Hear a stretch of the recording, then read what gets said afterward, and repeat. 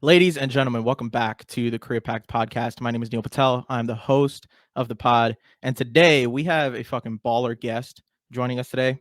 Here's why. I have a bunch of respect for people who are raw, keep it open and honest. They don't sugarcoat shit, speak their heart, especially surrounding things that are a little bit more controversial.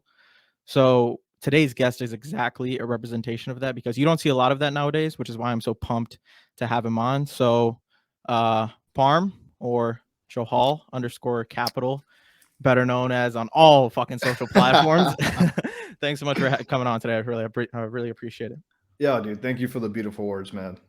Yeah, I really appreciate that, man. Dude, you've been killing it, man. I remember I started following you back when you had like I think 500 or 200. I think you were like one of the first people to like follow me and hit me, and we yeah, dude. started. Yeah, We started shooting the shit about random stuff back then about politics, and I think it was about stocks, and then we talked on the phone for a little bit, yeah, yeah, and it's crazy because I'm like on and off with social media, and like yeah, now I'm yeah, really yeah, starting yeah, to like take it serious with like the whole podcasting thing. yeah, yeah. And then I just went to your page, I was like, holy shit, dude, you fucking grew like a motherfucker. So Yeah. um but yeah, man, first thing I wanted to start off with is I know a lot of people know you for like the economic, political, and business content. I want to know more about your story. So, Yeah. and if you don't mind, how old are you? I just turned 32 on 32. Valentine's Day. Yep, yep. Perfect. So, take me back to because I'm 21. So, Yeah, take me back to 18-year-old Joe Hall, or even earlier. I yeah. guess. What's your story, and what did your life look like in the past before it took the turn to start doing this business, political, and economic content? Yeah, dude. Well, I mean, like, I told this story to my personal friends, people that aren't family, usually, and I mean, eventually one day I'll probably share it. I just don't, I usually don't talk about it because I feel like majority of the time you need, on social media, you need some type of validation before you start speaking, right? Like, I feel like you need either, you got to be passionate about something, you got to really care, and people Mhm. are going to see through it if you don't, or you got to actually be doing what you're talking about, right? Like, Mhm. if I was just talking about real estate, and I didn't even own one rental, you'd be kind of like, what the hell is this guy talking about? You know what I mean? And so like, I feel like once I get to that point where I'm actually like legit, I'd probably open this up, but I'll give you the exclusive, the backstory. Cause you are like, I do consider you as like a friend, even though we don't talk all the time Yeah. or whatever. Like if you Yeah. ever hit my line and said, hey, I need help with something, I'd be like, all right, fuck, here you go. Appreciate that. Yeah, of course. And John's story is it's more about family. It's not about me. I straight up, I would not be who I am, where I am, have the opportunities I have if it wasn't for my mom and my dad. And everything is like they're like my gods, man. Like I mean, even though sometimes we disagree, we have whatever, but everything is on them. I attribute all my success to them, and it'd be a lie if I said I did anything on my own. I didn't. Even when I went through my police training or whatever, they were like my backbone. They're the ones I fell back on. They're like, keep pushing me, like, go for it, do it, right? And they came over, typical Indian story, right? Like immigrants had nothing, saved every penny. The community rallied around them, helped them out, and we got helped them get a gas station. And they both worked, close to 14, 15 hours a day each, and lived well below their means. I grew up, we grew up in a 2-bedroom apartment. Well, we always had 2 beds, like, or 2 bedrooms, but when we got the business, it was a 2-bedroom apartment. And today is ironic because today's the day, it's my grandpa's birthday that just passed last year.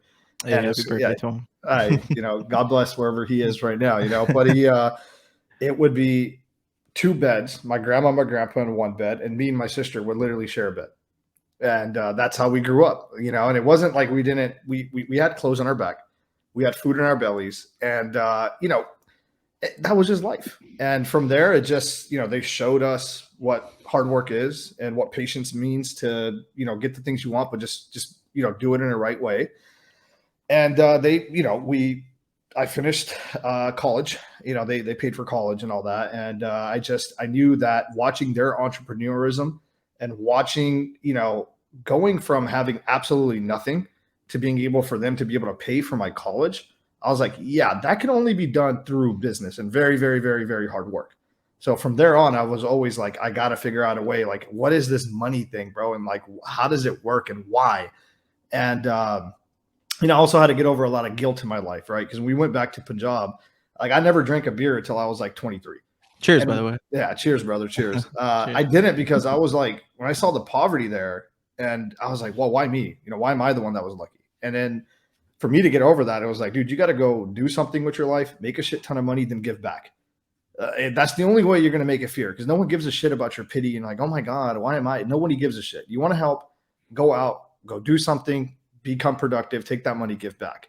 And, so I started just, dude, with my free time, it's nothing but YouTube and Google searching and audiobooks on wealth and everything, right? Stumbled across Bigger Pockets, stumbled across, obviously Robert Kiyosaki, and just, they don't give you all the answers, but you start piecing stuff together yourself. And luckily, I was in a position where I did get my education, and my parents saw that I had a decent work ethic, and they took a shot on me. And they were my first investors, for my real estate. And That's awesome. And then from there, it just kind of grew. And and now, it's to the point where I'm able to raise about $1 million to a couple million a year, depending on the deal size. And we go out, we just take down, bigger deals. And hopefully that just continues to grow. And then, that's the story. That's awesome. That's awesome, man. I think you said a lot of cool, really, really good stuff there, man. I'm starting to get to the age now where I'm starting to appreciate all the stuff my parents have done for me. Yeah. Right. Because I only did 2 years of college. Right. And then after 2 years of college, I just started working. Yeah. Right. So that was really hard on my parents to like kind of swallow that pill. I think it even is to this day. Yeah. Being Indian, that's like I'll let you finish. I feel like that's no, go ahead. No, I feel like it's kind of one of those things where it's like in our communities, it's like they want that for us to be able to be like, oh, my kid's not a failure. But that doesn't mean just because you have a college degree or you don't, that doesn't mean you're going to be successful or not in life. Like, I don't know why because we've been told that mentality. We've been sold that mentality, like, oh, without a college education, and it's hard to overcome that. And it's funny because I have an older sister who's close to your age. She's 33, and she's 32 actually. She's your age, and she paved like literally everything for me. Like I have so much credit to give to my sister because she took like all the hard years and all the hard shit that my dad and grandma and mom had to go through for me to have the life that I have now. And I think me not finishing college, I think it's something that I will do one day. I just don't know when. Like right now, I'm just so focused on just like working again, saving money, trying to invest in assets, and talk to cool people like yourself. That's all I'm focused on right now. But yeah, I just think it's a very interesting kind of dichotomy with having Indian parents, but also balancing doing what you want, but also being fucking grateful that, dude, you have this roof over your head. Like I have a place to have this podcast. Like it's those little things that at night I'm just like, dude, thank you so much, Dad. Like, you and I may have gotten into it today, but dude, I fucking love you, no, 100%. And I think anyone that's like grown up in that, like, brown, I guess you could say, household, all backgrounds. Like I have friends that are Muslims that have gone through the same thing. I have friends that are like Hindu that have gone through the same thing. I have Chinese, Filipinos friends that have gone through the same. It's just that immigrant culture that's just like, and they want what's best for us, right? And they're not coming from a bad spot. Like they're not like telling us stuff that's like, oh, I want to make sure our kid does bad. They legitimately want the best for us. But sometimes it's like, we got to be able to find our own path, right? And it's hard for a parent that just is willing to literally give their own kidney for you to be like, no, I think you should do this. It's safer, right? It's not safe to, start a podcast and give all that, right? Or to do real estate. Why would you go, take the 9 to 5 where you're guaranteed, you know what I mean? It's hard to break that mentality. That's 100%. Something, we got to overcome if we want to get to the next level. My dad's at an age now where he's super comfortable with like everything that he like we live in like a normal middle class like townhome, right? And it's taken him years to like pay this off, and now he's at a point where it's like, dude, like I'm good, like I don't want to take any risk, I just want to stack cash, I want to live my life. And I was like, Dad, you could, because when I watch a bunch of shit, I'm like, Dad, you could get like a HELOC, you can like go get this property, you can get cash flow. And he's like, yeah, I can do that, but like I'm chilling. And part of me wants to have that for him, but it's also like, you're good, Yeah. so just keep living your life. Dude, I just want to add, Yeah. like, the fact that you said that, bro, like, we're it's so funny, bro. We're literally in the same boat. My dad is exactly like your dad. He's like, I'll give you whatever I have extra. You could go ahead and invest it, but I am not leveraging. Yeah. I am done. Don't even come to me but the he who ha ha, and I'm done, Yeah. So, but they earned it, bro. And we can't, we got to respect that. 100%. We could tell them, of course, we're gonna. Yeah. That's the entrepreneurship in us, right? Like we're like, hey, we could do this, we could do that, because we're always thinking outside of the box. But when you get to that age, you're kind of just like, he's probably proud of you. He's probably proud of your sister, and he's like, yo, I did my job. I don't need anything else.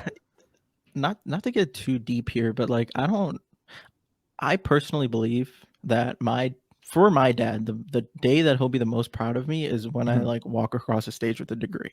That's just Yeah. what I personally. It may be wrong, may not, maybe right, maybe wrong. I don't know. I Yeah. haven't talked about it with him, but whenever, I lost my train of thought. But yeah, regardless, I'm just super grateful that I have what I have, because I Yeah. think No. that's Yeah. super important to keep in mind. One thing you touched on when you were initially answering was Yeah. your life as a cop, or your like police training, right? So did you, if you're comfortable talking about it, what was that journey like of getting into the police force, and when did it start? How long were you in it? Just explain that process Well, dude, I mean, I just, man, and like, why too. uh, when I was younger, I was looking around like, what am I going to do with my life? These questions started to me when I was like 16. I was never, I mean, I finished I have a master's now, and I feel stupid for saying that, because it's like, I didn't even need it. I just got pushed down that path, right? Because you just feel like, oh, you need to do it. I don't even use it, right? So when I was 16, college was never even I was like, screw college. I'm not going to pay somebody, an astronomical amount of money to do what? There was none of the jobs there that was appealing. I always thought, I'm going to take over the gas station, buy another gas station, right? And we had a career day, and we had the California Highway Patrol, come down, and they were just talking about how cool it is, So I was like, you know what? Let me look into this. And I was like, look into it, and you saw how much money they made, and I was like, wow, they make this much money, and then it was just like, and then so we were like, okay, let's get a little bit more involved if we're serious about it. I've always been that person. I've always been about action. So I became an explorer for the Highway Patrol at the age of like 16. And then from 16 to 21, for 5 years, I was an explorer for them. And, we had mentors that were already officers that would start talking to us about life. And they just really kept us in the straight and narrow path. And I fell in love with it, bro. I fell in love with it. I was like, wow, like, who wouldn't want to be a cowboy in the West? I mean, you're out. I mean, it is still a job that I love, but it is an unrewarding job, in the sense of like, no one's ever going to be happy to see you. You're either dead or take someone to jail, or someone's having the worst day of their life and they're about to get a ticket, or something bad happened to them, right? So you're never going to get a good old, hey, attaboy on the back, right? They're not going to be happy to ever see you. But the feeling that you get when, you help that, stranded motorist, or you help somebody that has a flat tire, or you come and aid somebody when their car got stolen, and it feels like the world around them is falling down. You're just there to help. It's just, yeah, that was the best feeling. And we got to go on ride-alongs, from the age of like 16 all the way to 21. So I got to see firsthand what that job was like. And I was like, wow, if I'm going to do anything in my life, yeah, the money part would have been checked, because the salary is good, the pension's good, the healthcare was good. But I was like, yeah, I get to wake up every day and do this. Like, yeah, sign me the hell up, bro. And that's where that came from. And then, then you get down to reality, and then you realize that it's, it is one of the finest law enforcement agencies in the world. It was very hard to get in. It is very excruciating. It was a live-in academy. We're military style, right? We passed, and I still thought like, I'm going to make a difference. And I did, when I was there, like I felt in my heart, like there was people I impacted, because there's people I'd cut a break to, there was people that I would let, slide on stuff that I was like, hey, cause you take everything case by case. You're not there to drop the hammer on it. You're there to serve the community. Right. But then the other aspects of it, the bureaucracy of it, and any cop can attest to this. When you got a sergeant breathing down your neck, and it doesn't really become about helping and all that, it just becomes pushing numbers, and it becomes just like, you're just another number to them. then it makes you feel small, right? It makes you feel like, well, what am I doing here? I thought I was a part of something bigger, but you're not. And then, then the reality sets in, and then, everything else that's going on in the world right now sets in. And then I'm looking at myself like, okay, I'm married. I want to have a kid one day. Do I really want to be working midnight? Do I really want to, you grow up in a sense, right? You go from that kid that was just like wide eyed and like, I want to save the world, to just, reality check. Like, hey, this is a job at the end of the day. Yeah, it's still a great job. Yeah, you're still going to help people, but think about your age. Think about where you are. Think about, where your kids are going to be. Are you still going to give up weekends? Are you still going to give up holidays? All those realities start setting in, right? And then you're like, I loved it, but if I have an opportunity to do something else, I did it for 7 years. It was great. I want to go try something else different in my life. And that was the story of that, And I think if I would have stayed on, I would have had a great career. I mean, some of my best friends are still on the force. We talk all the time, So it's not like, it sucks because that camaraderie, you kind of lose that, and that goes with any job you separate from. But I think everyone goes through different stages in their life. You're gonna seasons. have I like to call it seasons. Seasons, yeah, that's a beautiful word too, right? Like, and at the where I am right now, I'm really on the mindset of like, get passive, get free, so no one can silence me, and just live my life, right? Because the thing that really woke me up during the pandemic was, the reality of life set in. Like, average, let's just say you live 70 years. I'm 32. So I'm like 38 years away from adios, right? So that 38, that's only 38 birthdays. It's only 38 4th of July, 38 New Year's, 38 Thanksgivings, 38, whatever you want to call it. So how do I want to spend it? What do I really want to do, and what matters? And that was my biggest wake up, because I was like, wow, they robbed us for 2 years, right? Like they, I mean, in the beginning of the pandemic, not to get into that, but I mean, like, life got robbed from everybody because of what was going on, right?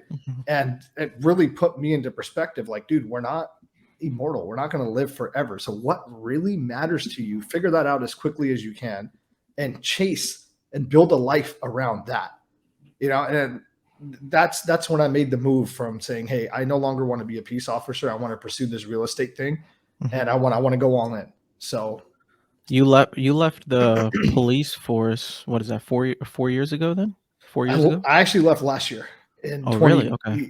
2022, when I moved down here to Dallas, and April was my last day. So, wow. So it's coming up on a year. Dang. Actually, in 2 weeks, it'll be 1 year since I've no longer been a cop.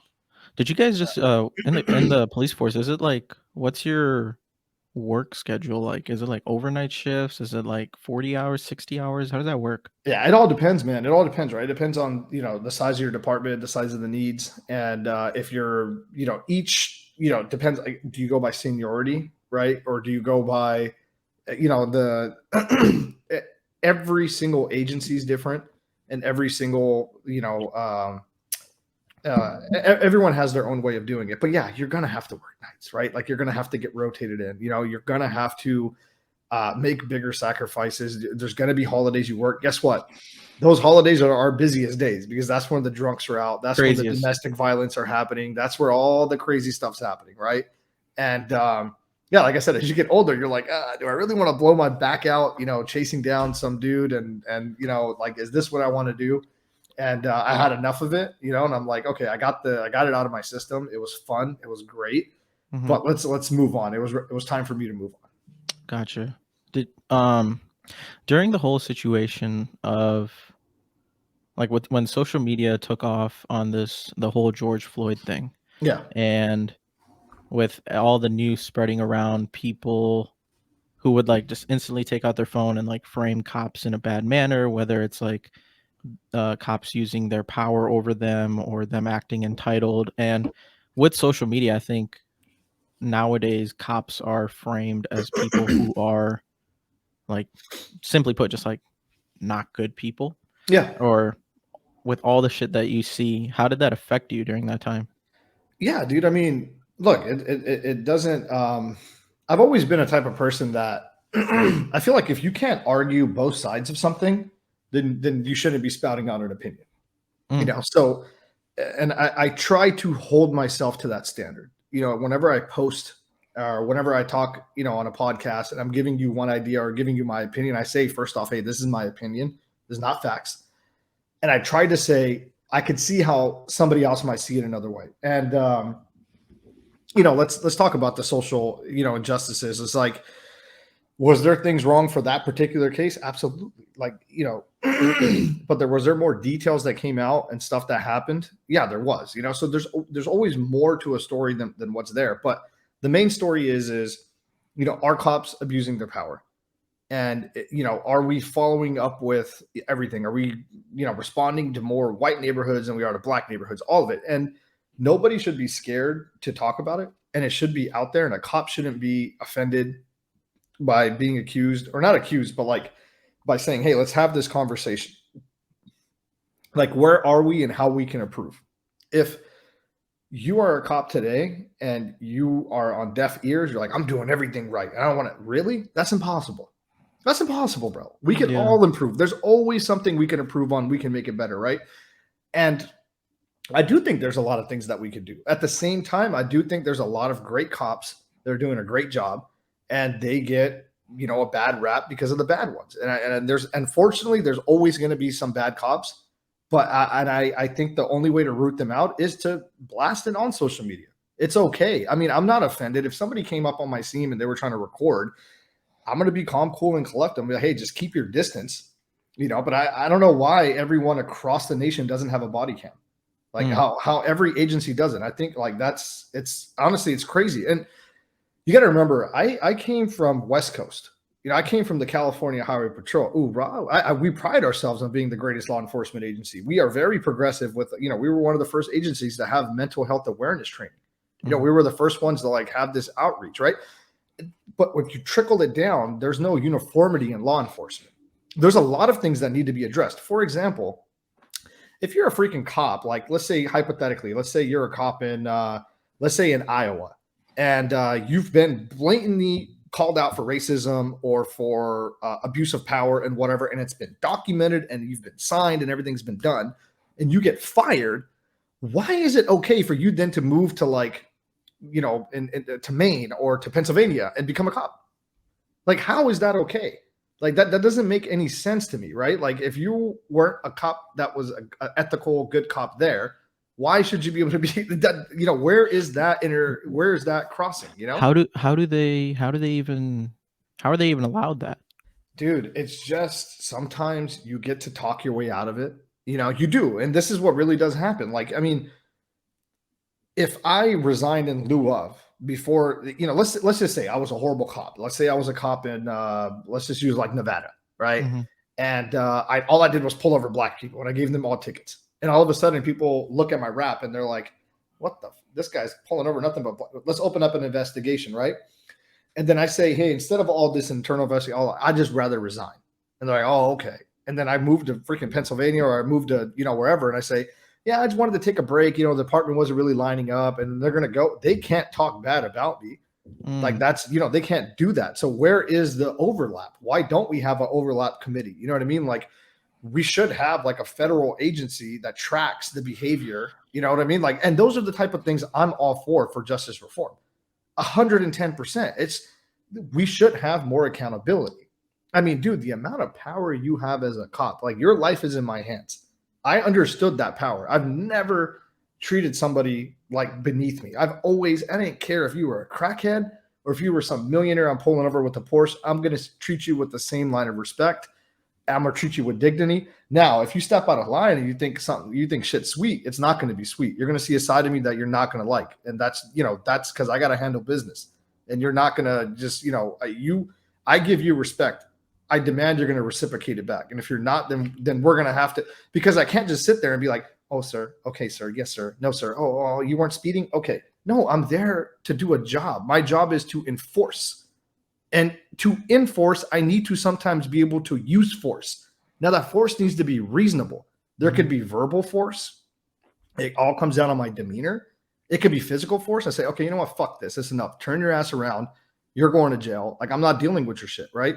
Oh, you don't want to do it? Okay, then I might have to use the taser. I might have to do, that is the hardest part. Is like individually, like on you as an officer. When do you use it? It's like gauging it. It is.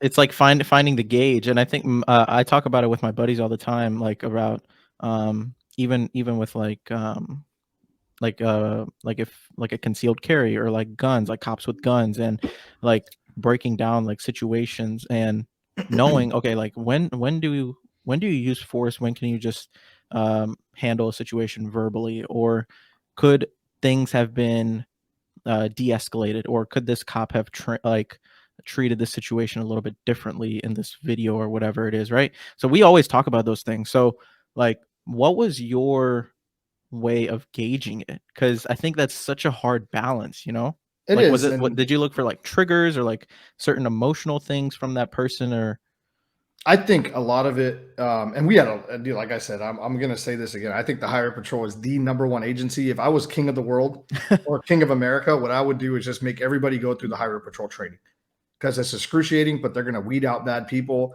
I mean, it's, everything, right? And the Highway Patrol also takes all walks of life.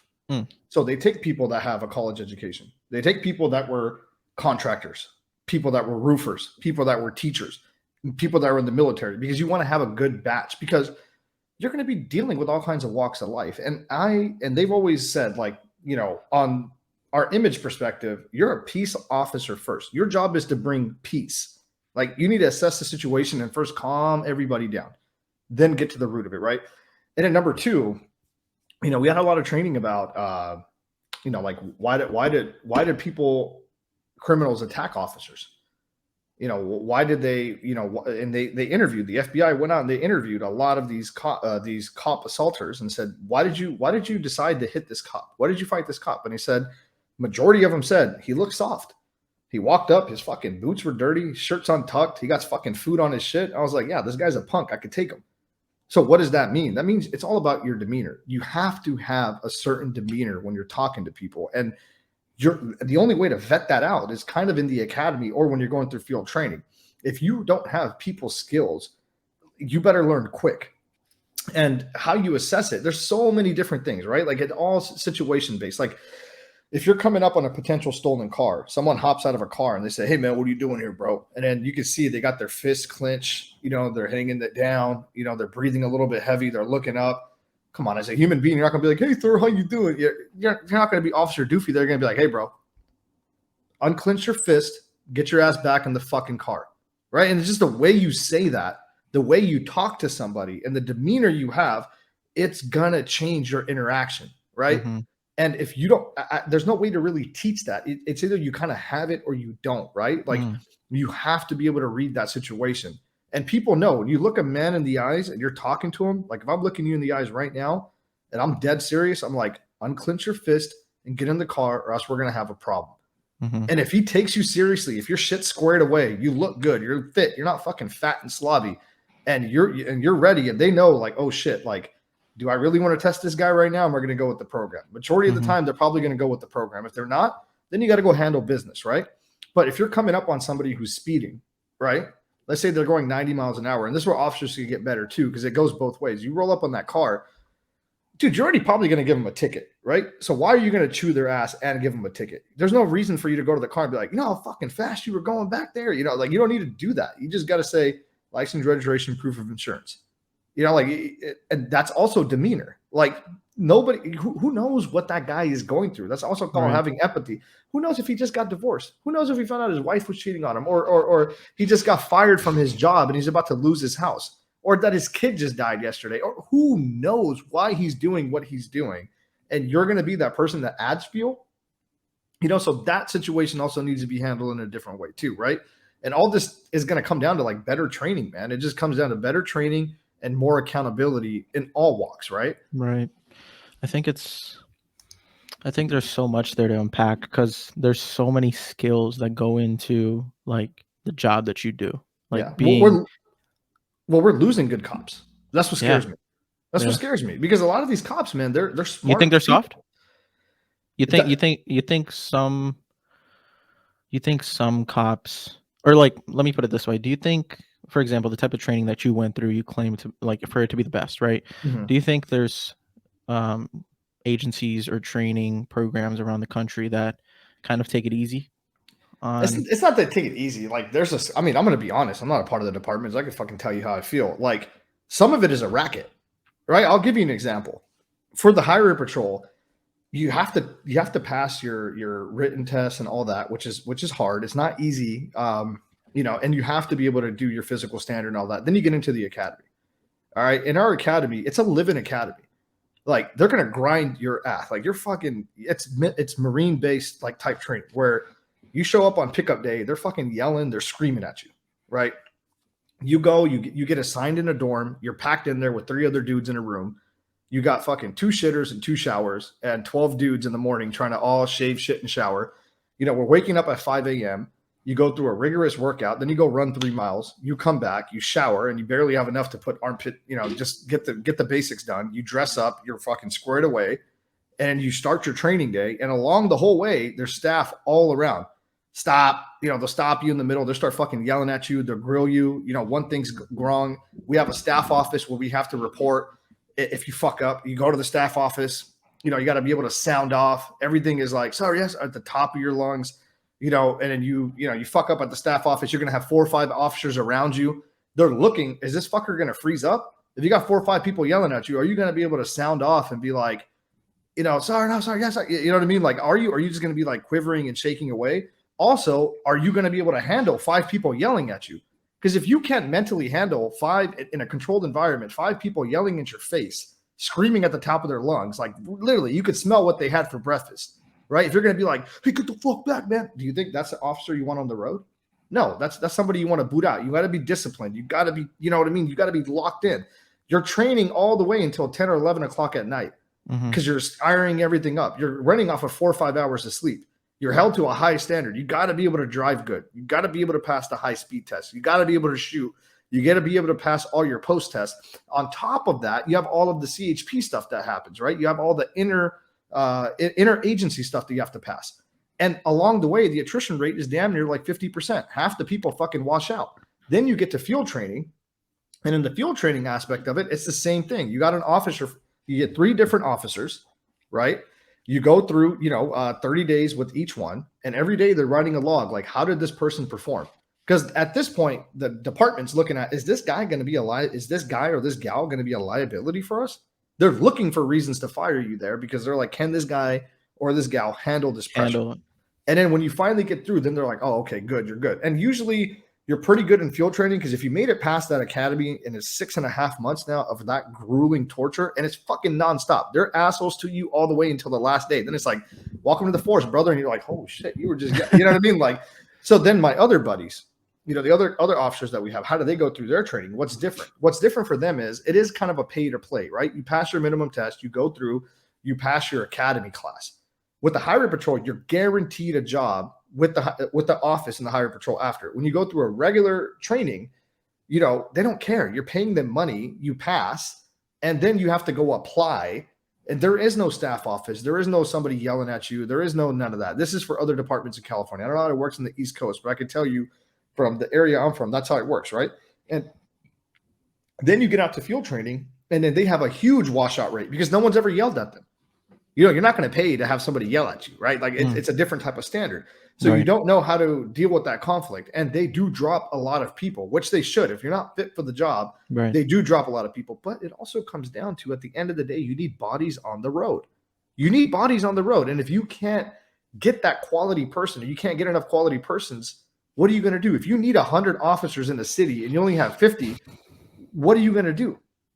Because now you're doing a disservice to the community. You can't even handle calls. So it's in a tight spot. And the position we're in now, where if I was a young kid now and I saw all this stuff and everything, I'd be like, okay, I could either go, be a real estate agent, sell insurance, go work a corporate 9 to 5, or put myself through this scrutiny. What do you think they're going to do? Like what? Yeah. So that's what and look, I am not saying take it easy on cops. I am saying hold them to a higher accountability standard. There should be a federal oversight board that follows your application, that sees everything through, and then determines, can you even apply for another job, right? There should be body cameras across the nation, right? There's a lot of, and honestly, training should be uniform.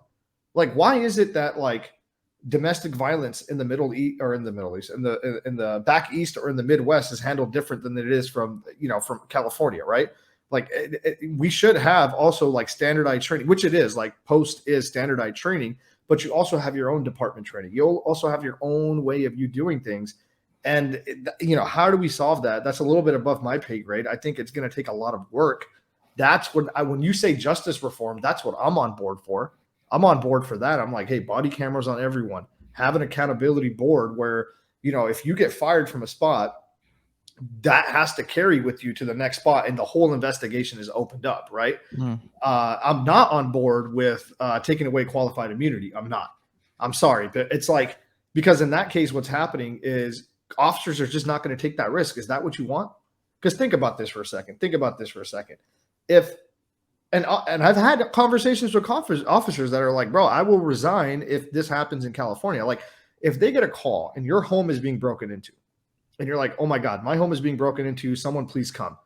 And I'm an officer and I got to come up to there. And then you're like, oh shit, I think I see a gun. It's on the first floor. I have a camera. This guy's walking around, right?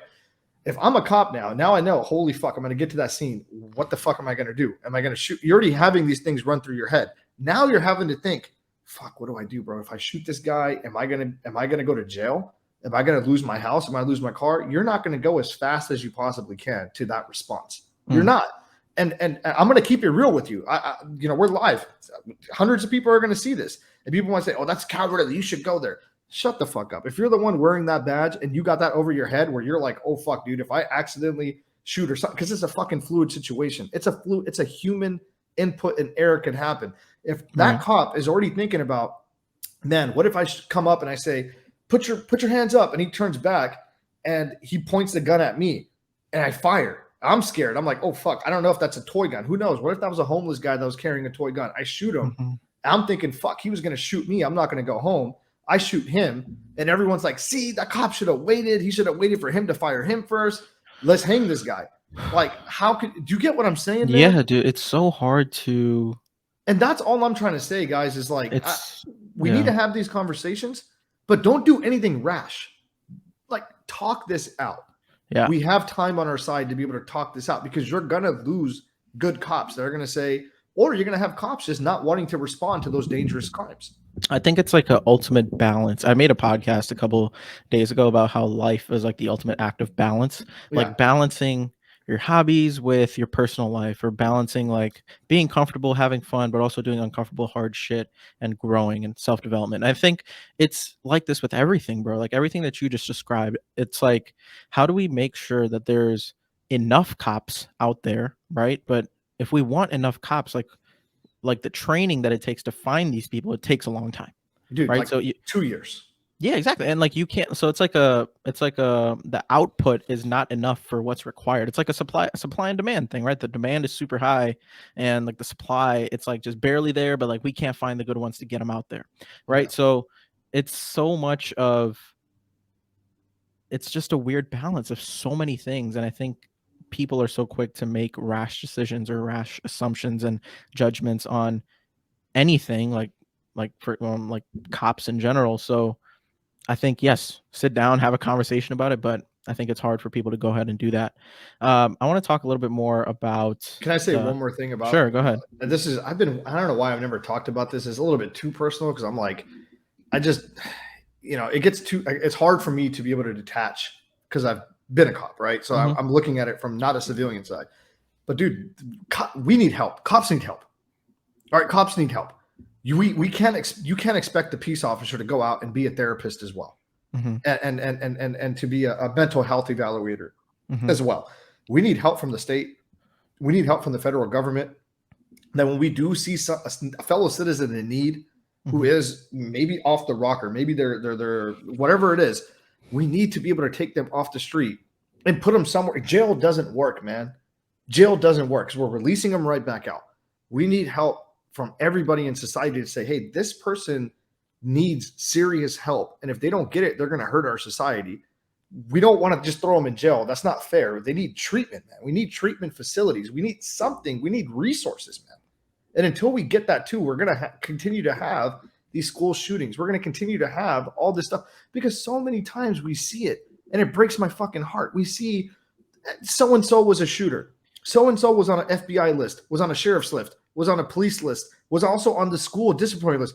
Why don't we have something that we can say, holy shit, red flag, red flag, red flag, red flag. Let's help this person. I'm not saying fucking tranquilize them, throw them away in a jail. I'm saying Can we Let's get better? call them. Let's Like, call them. Can yeah. we take them to a facility to say, brother, what's going on in your life, man? Are things at home not okay? Okay, let's get you in a foster home. Let's get you in a better situation. There's more to life. You have let's help you.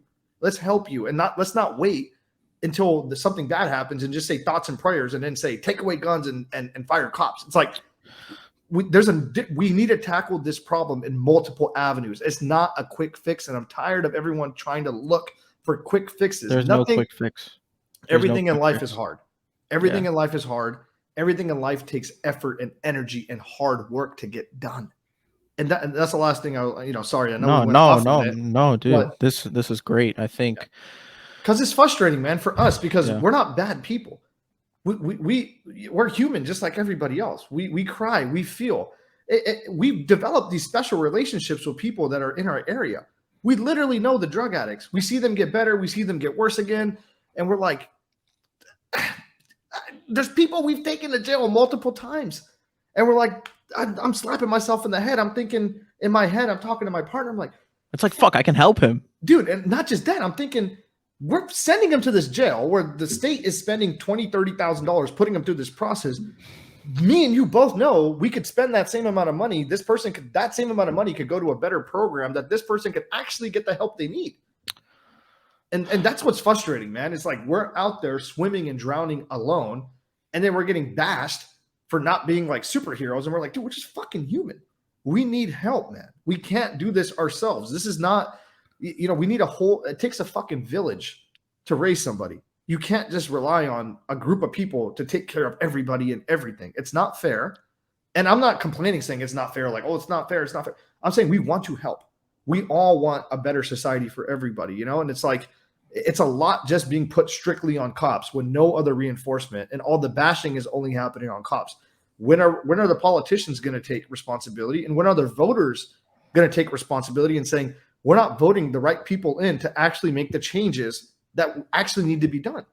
It's not just just a cop problem or just a single justice problem. It's a societal problem, and we need to attack it in multiple angles if we're going to change anything. If not, then we'll get on the news every time and we'll say prayers and thoughts and we'll rile people up, and we'll be right back where we are. And keep posting about it on our socials. And every time I see it, it's like, this may get some hate towards me saying this, but whenever something like bad happens, right, like a school shooting or anything that's like horrific, I see a bunch of people post about it on their Instagram story, Snapchat, whatever it is. I don't like to do that. Yeah. Because I just look at it and I get sad. Yeah, it's like fucking depressing, man. It's depressing, right? And I don't know if you follow basketball, but I don't know if you know who Steve Kerr is. He's one of the he was a player for the Chicago Bulls, head coach for a basketball team in the NBA now. After that, Warriors, right? Yeah, for the Warriors, the head coach of the Warriors. After the school shooting happened in Uvalde, I believe. I think that's the name. You've led the Texas one, right? Where the cops didn't go in. Exactly. So that one. It was when they were playing they were playing a Dallas team, the Dallas Mavericks, and you know how before the game, like the coaches sit down and have an interview with like the press. Like he walked in and he was like, "Look, we're not going to talk anything about basketball today. We're just going to sit down and let's talk about this thing." And he was so furious, and he was like, "I'm fucking tired of sending these saying these like prayers and condolences and sending all that. Like, when are we going to do something?" And he was so furious, it put like the entire league on notice to be like, "Hey, like we got to do something about this." And even you and I right now, like we're sitting here talking about this, and these conversations are very important, but when am I gonna go on social media and like every week and not see a school shooting or like not see this negative thing? And everything is just so negative right now, and I don't know how to find the balance of like putting out positive content, addressing the negative, staying positive in like, it's like, fuck, bro, like what do you want me to do? Yeah, you're just a human, man. It's like, and people are so quick to dehumanize people. Yeah. Right. It's like, dude, I'm just people see going left when others go right, and it's like, oh, you're a bad person, you're part of this group, you do this thing. Well, it's like, no man, I'm just putting out my thoughts. This is what I think, and I don't care what you have to say, or I don't care like whether you're right. This is what I think, this is what I observe. And I just wish people took that conversational approach to sit down and be like, hey, you and I disagree with this, let's talk about it. It Yeah. goes for you and I, it goes for people at the local level, the federal level, the government, like, or the state level and the governmental level. It goes for everything.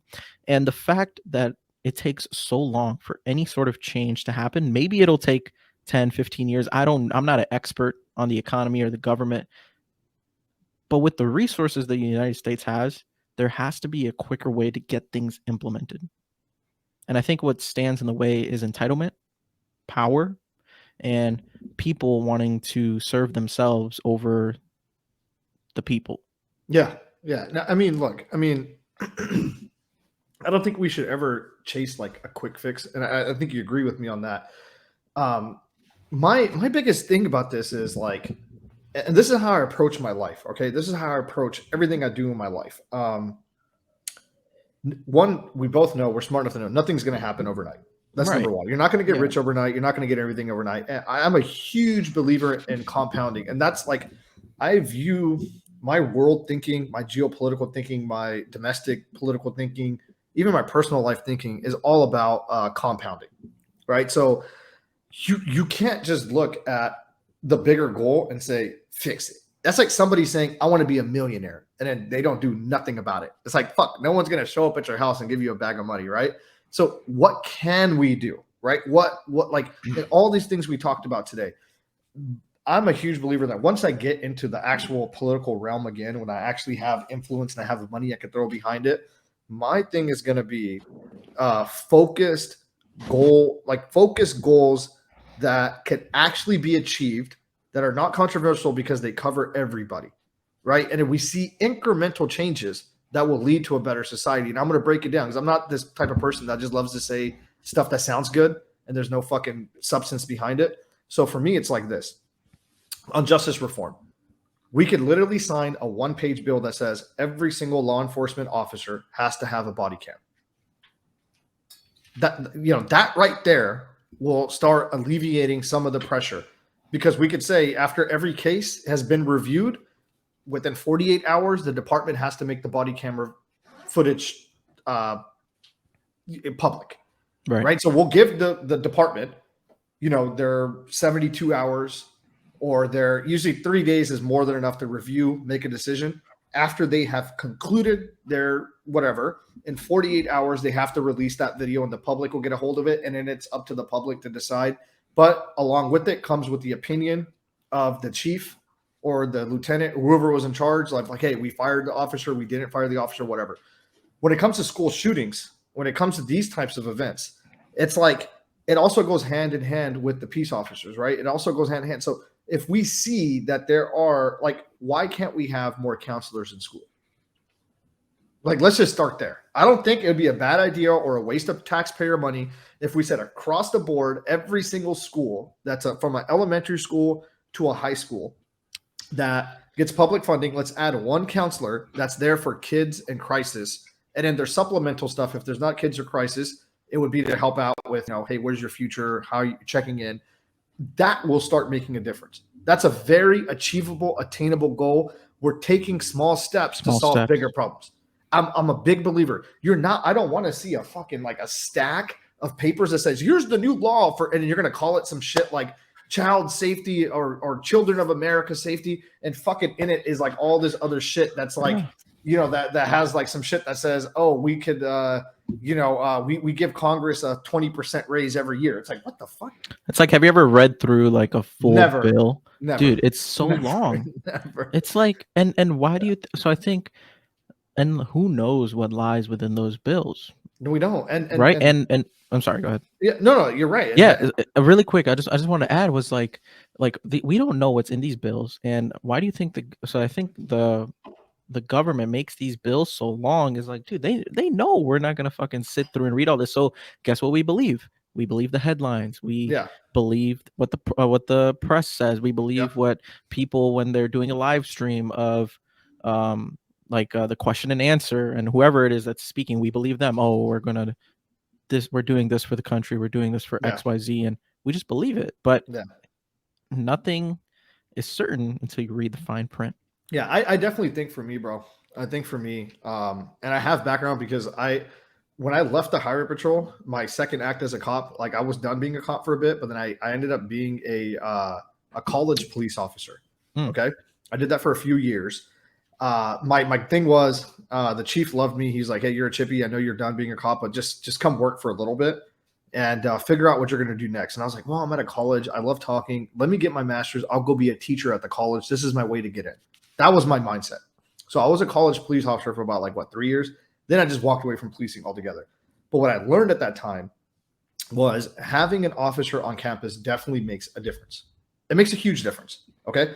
With the whole talk about AI, excuse me, burping with the beer, but with the whole talk about AI, jobs being lost, all these things, I think on top of, sorry, it's a lot. Sorry. No, you're good.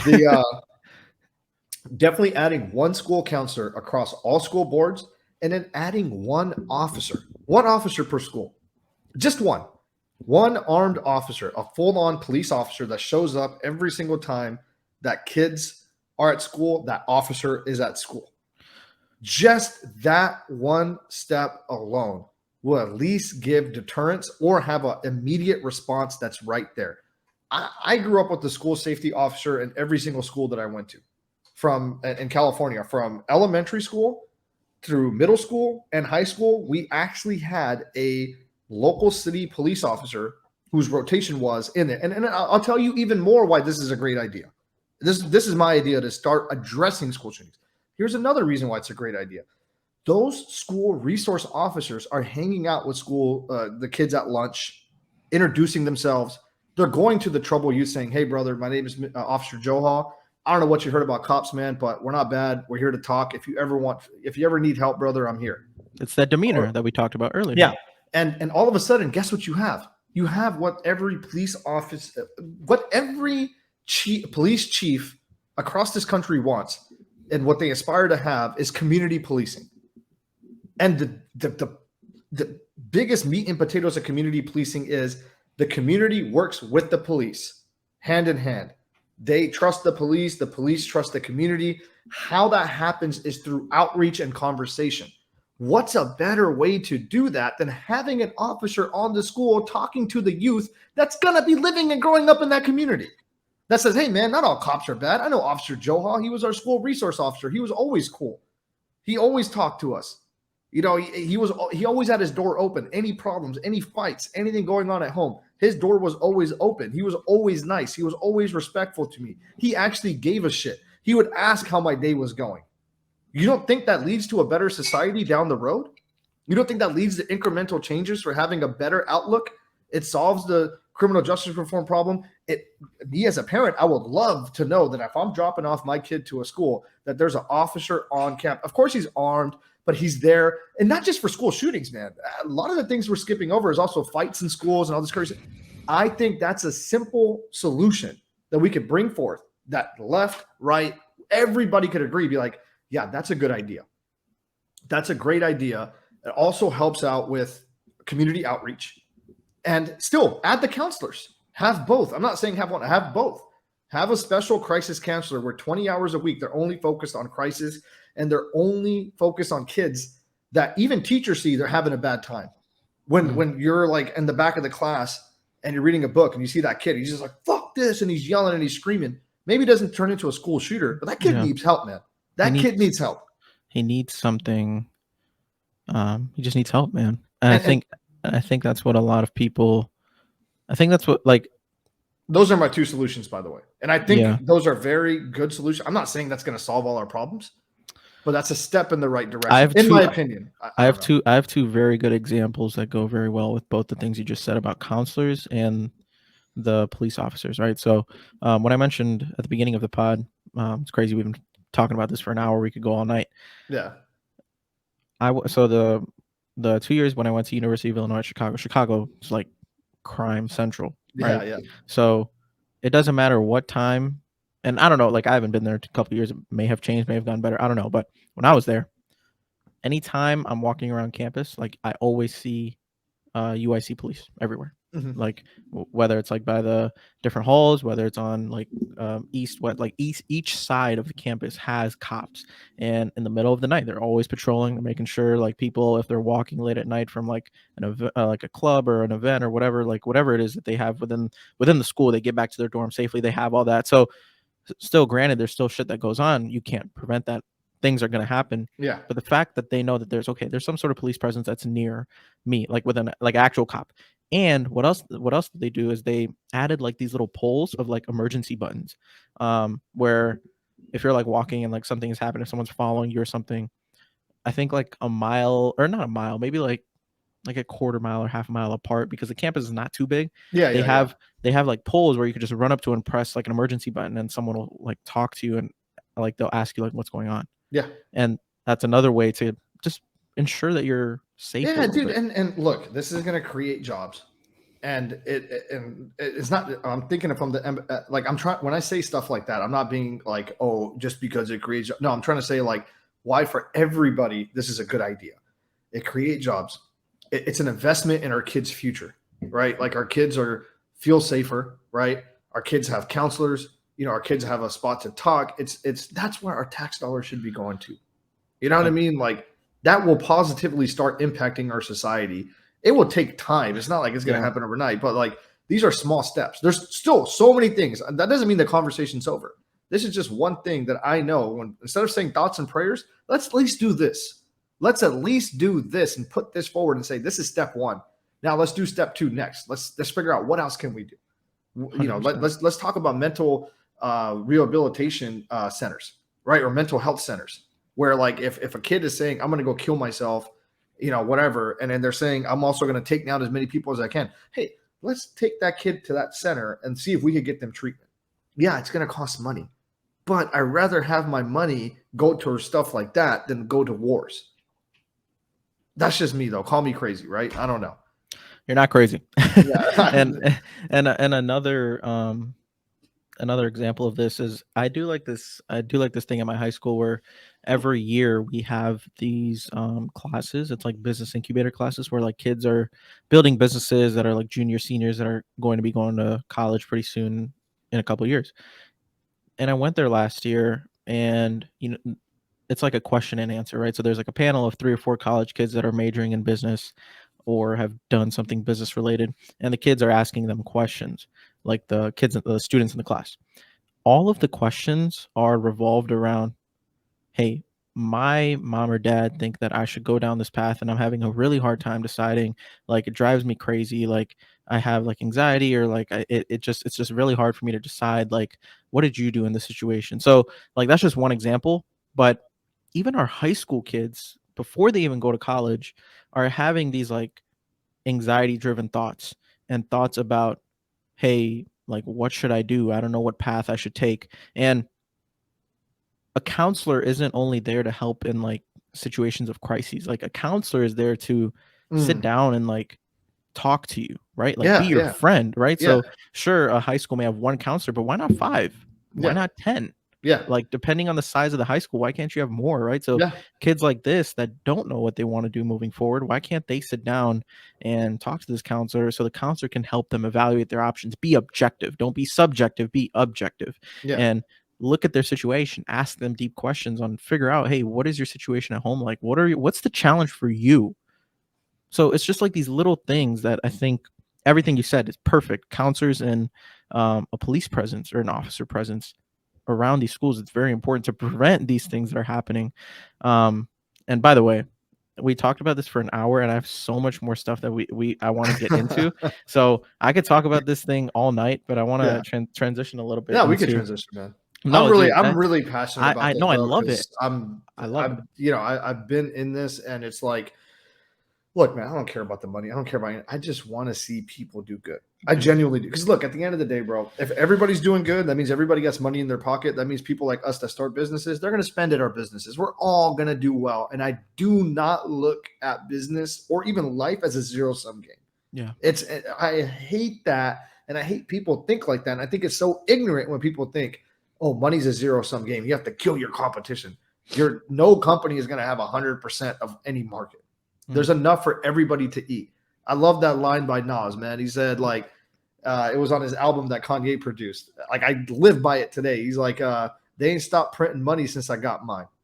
It's a good one. I mean, and since he said that line, that was before the pandemic when he dropped that album. And what happened? We ended up printing like trillions of dollars.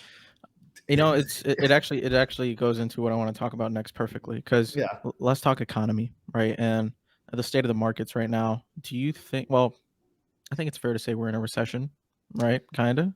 I guess. No, man. I mean, like how bad do you think, if at all, how bad do you think it is right now? And do you expect it to get worse? Like, how bad is it in comparison to the ones you've experienced before?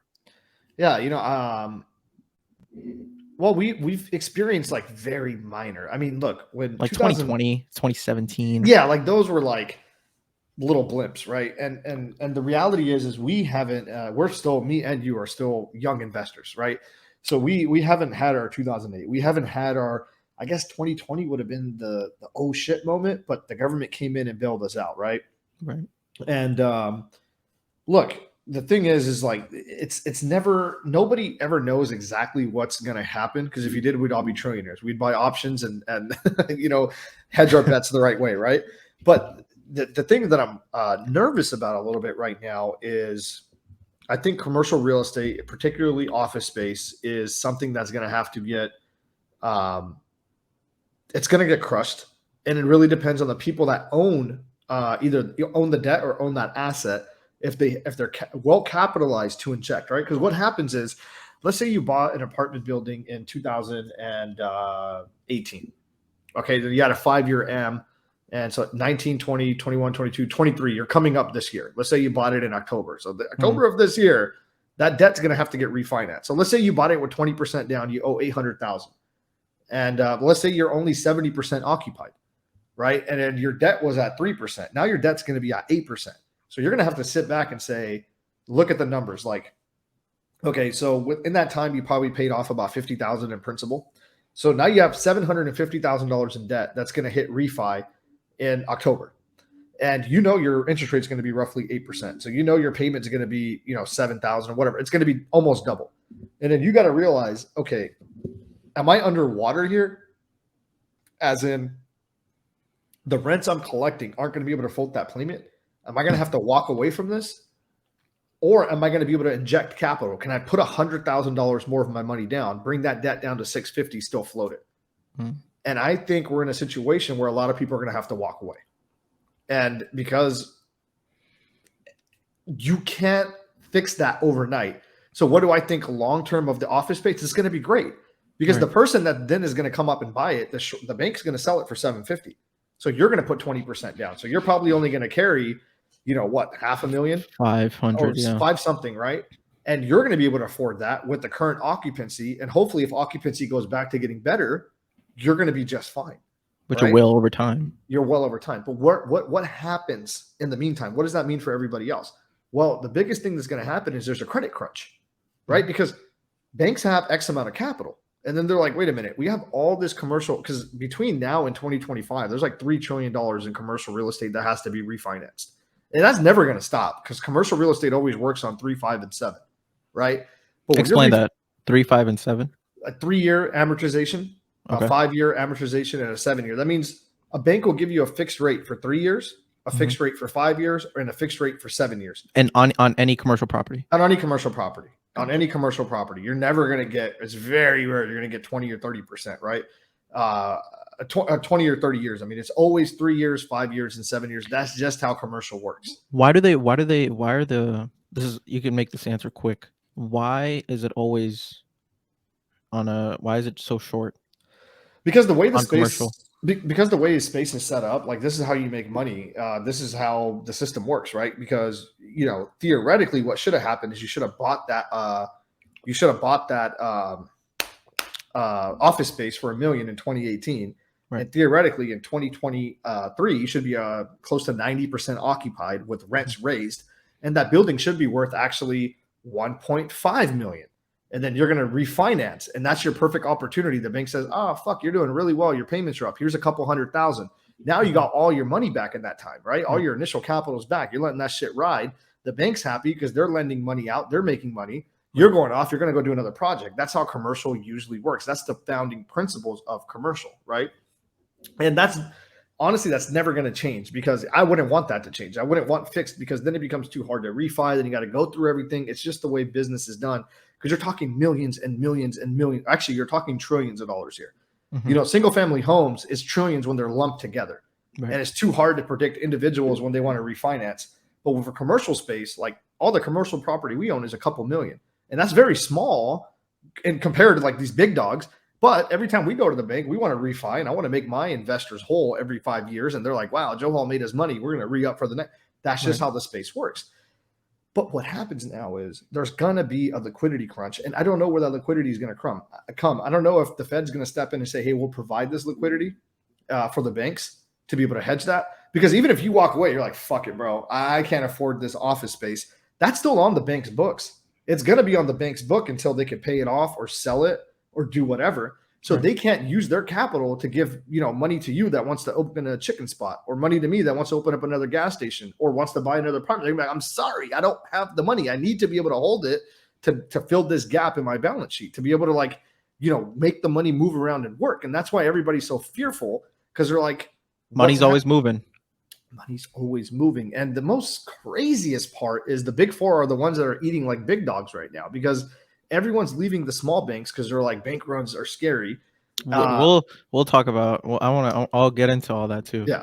Yeah. But so, like, you know, you have flight of capital, and capital is always going to chase yield, right? Because if you're sitting around saying, well, why would I got my money in the bank? It's earning nothing. I could put it here, and capital starts moving. The bank was not expecting for you to move millions and millions and millions of dollars out. And now they have holes that they need to fill. And that's like the problem that's happening right now. It's going to be that liquidity crunch. I don't know who's going to come in to save it, because eventually what's going to happen is more banks might go under, and then guys like me and you will go buy up, you know, office space for 50 cents on the dollar. And then things will get better again. We'll come back out of it. But it's like, we're going to have to go through that pain unless rates somehow get cut or someone comes in with liquidity and says we could save the day. Right. You know, you said something, since we're on the real estate topic, you know, let me just kind of like wrap it up on the real estate, because I think you had a very good post. I think it was one of your first posts that kind of went like semi-viral, and it was on the top, or the title was what caught my eye. It was like, why is the person who doesn't own or the person who doesn't own a asset in 2023 is a slave? Yeah. Explain that. Bro, it's, you know, look, have you ever watched that movie with, man, I forgot that dude's name. I don't know if it was Gosling or whatever, but In Time, where he has all the, or no, Justin Timberlake. He has all the time. I know who that is, but I don't think I've watched it. Well, after the show, I'll tell you the movie. And ever since then, dude, I never thought about money the same way. But it's just like, you know, and I explained this to my my wife's younger cousins that are about to enter, you know, they're thinking about college and all that. I was like, you know, you need to care about money because your money is your time. And I was like, if you're earning $10 an hour and you go buy a Starbucks coffee and that's $5, that wasn't $5. That was 30 minutes of your life, right? Because you literally had to give 30 minutes of your life up to earn that $5. Then you gave 30 minutes of your life to buy that Starbucks coffee. So you need to figure out a way that you could have money coming towards you, that you don't physically have to go give your time up to get money. And if you're constantly having to physically give your time up to get money, you're going to be a slave. It's really that simple. So if you have assets that are giving you money, those assets are working for you. You're not working for the asset. You work to get the asset, but then the asset is paying you. You have money coming in. You're not having to continuously work overtime to get that money. You're buying your time back. I think a lot of people, just the hump that I think even myself is something that I'm working towards, is getting to the place where you can afford to buy an asset, right? And like the young people especially, right? Like I'm 21, right?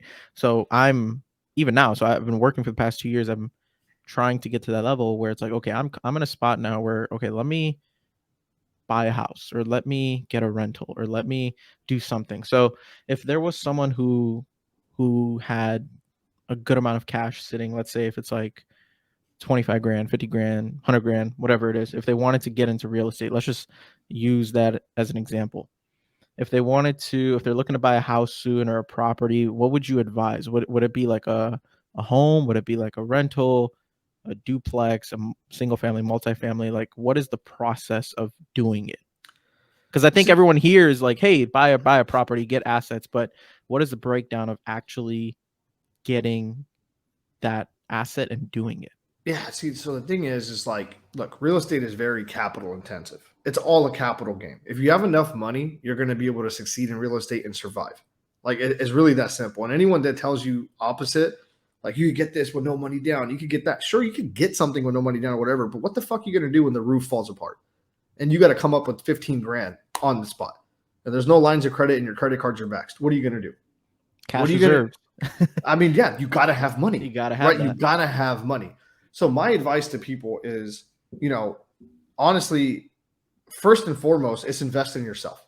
Figure out whatever it is that you could do right now to up your own personal income, right? Like if you're a young kid, let's say you're your age right now, right? I think this is a great asset for you. I think if you stick with this, you do whatever you're doing in your life, you stick with this, you grow your audience, you figure out ways to start monetizing it, and then you have that cash flow coming in. And then you're also your personal career, you grow. And then honestly, people aren't going to like to hear this, but I also think you need to find a life partner that is on the same link with you, right? Like, because that's going to change everything. So if you and your life partner are both like, we want to build assets, we want to get ahead, you guys could do it. Because let's say you only make, like, hypothetically, I'm not saying only, because it's young kids starting out like 80 racks a year, right? And then your wife starts making 80 racks. That's 160. You guys know you can live off of just one of your incomes. Like your income would be completely destroyed, right? Like all the rent, all the bills and all that, and maybe some of hers too, because you want to live a decent life, whatever. But as a couple, you should be able to save at least 50 racks a year. Right. Like that should not be out of the realm of possibility if both of you guys are making, 80. And let's say you guys aren't. Let's say you guys are both making 60. Okay, you could save 25,000 a year. Yeah. So after 4 years of saving, especially living at home. Especially living with your parents, right? Like that is, whatever. That's what you need to do. That's the sacrifice you need to do.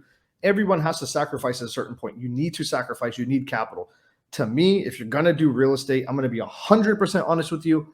Don't even think about it until you have 100,000. And I'm not saying you could do it, but you're going to put yourself through a lot more stress. Yep. Because your entry point at 50,000 to buy something that's actually worth it, it's going to be a lot more headache than actual benefit, because you're going to have to put a lot of money in to get it ready, to get it producing, whatever. But once you have 100, you could still go and buy something worth like $60,000 to $70,000 of it and have that 20, 30,000 as a cash reserve in your account. God forbid something happens. God forbid you have to kick a tenant out and it takes 4 months because you're in California, right? Or 5 months because you're in California. 5 months of rent loss, right? Eviction fees, right? And the person damaged the fuck out of your unit. So that's another 3 racks. Where's that fucking money coming from? You're going to kill yourself if you don't have that money to put in. It's a business at the end of the day, right? And like, I'm not saying this to discourage something. I just don't want someone to get fucked over. They're hard-earned 50 racks. They go into like a house that they bought, and then they get hit with that bad tenant and all that, and then they don't have money to come in, and they end up losing the property. It's like, that's fucking horrible. I'm not saying this to be a dick. I'm saying this as to protect you guys, or to protect whoever's listening that was thinking about it. Like, dude, you need to have capital, or you need to have friends or family that got your back that says, dude, Neel, I know you're a solid dude. You put your whole 50 in. I know you work your ass off. I know you need 20 racks. Here, I'll let you borrow it because, pay your rent back or pay your mortgage payment, fix your stuff up, and, give me 2%. You can pay me back in a year. If you got something like that, then fucking do it right away.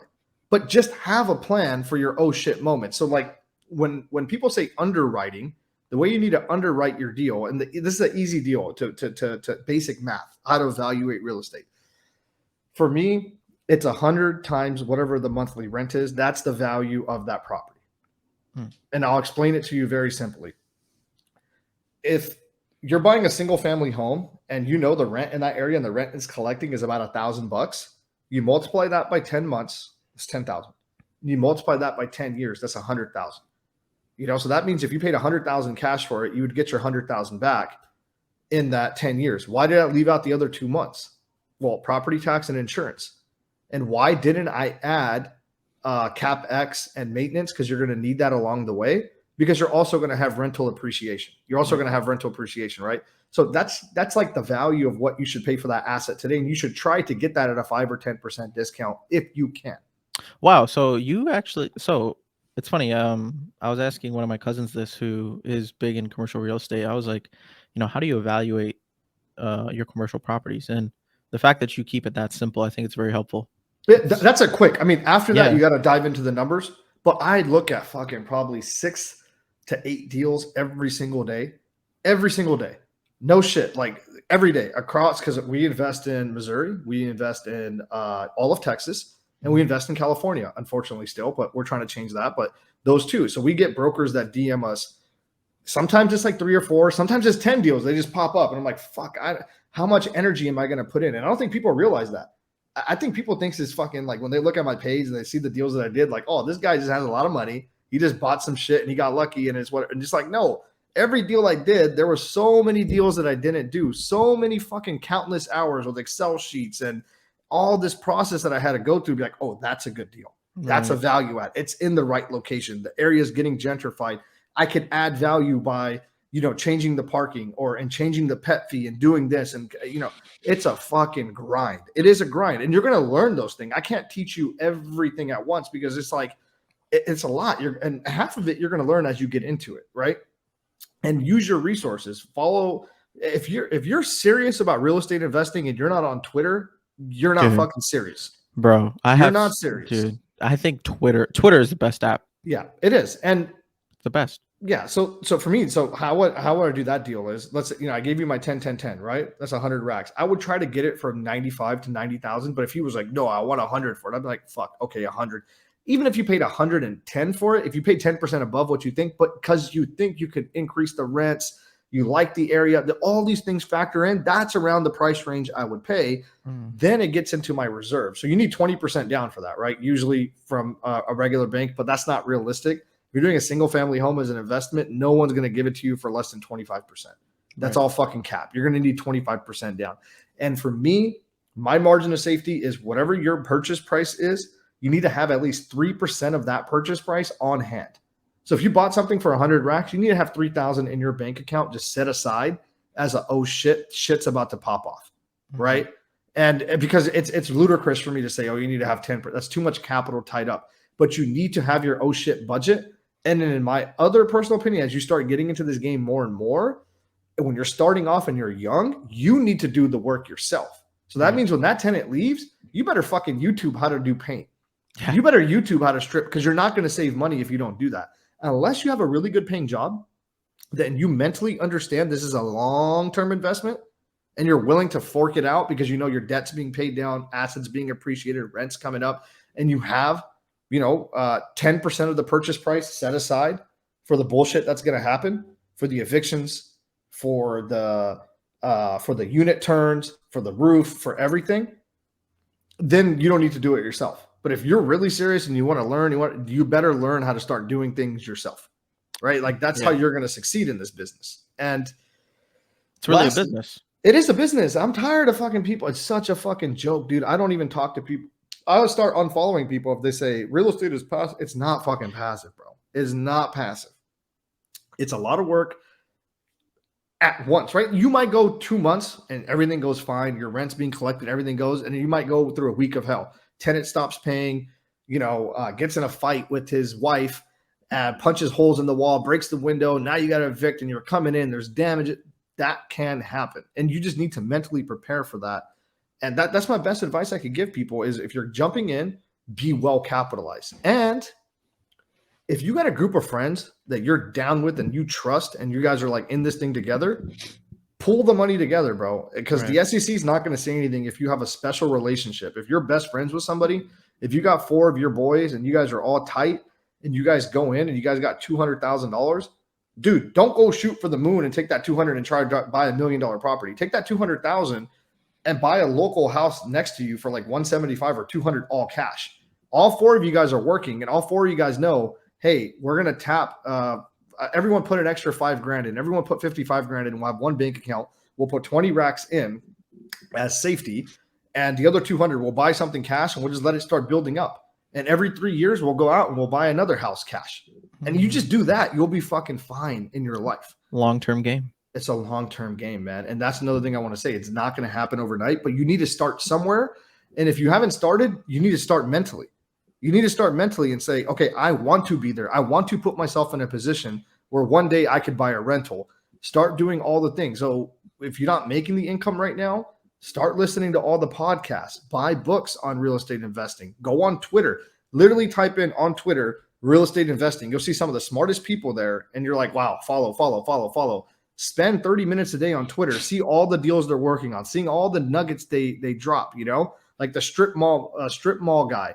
That guy's like has hundreds and thousands of followers, and he drops gems every single day, right? Dude, Twitter is so valuable. I think it's like this is funny. It's like a better version of college professors that are actually successful. Yeah, because they're actually doing it. And, so that's some of my advice, though. Yeah, but and they explain things so simply. Yeah, they break it down, man. Break it down perfectly, man.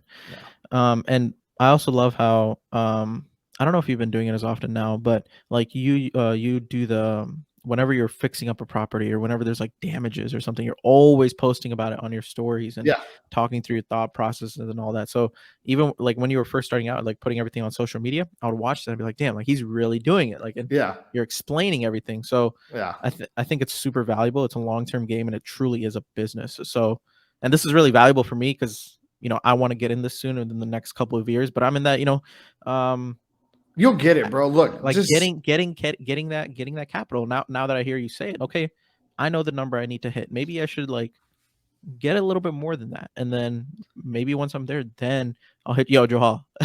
No, dude, listen, I didn't get my first property until I was like 27. Right. So I mean, and real estate, you'll start compounding like over the course of time, right? There's no rush. If you have time on your side, just learn.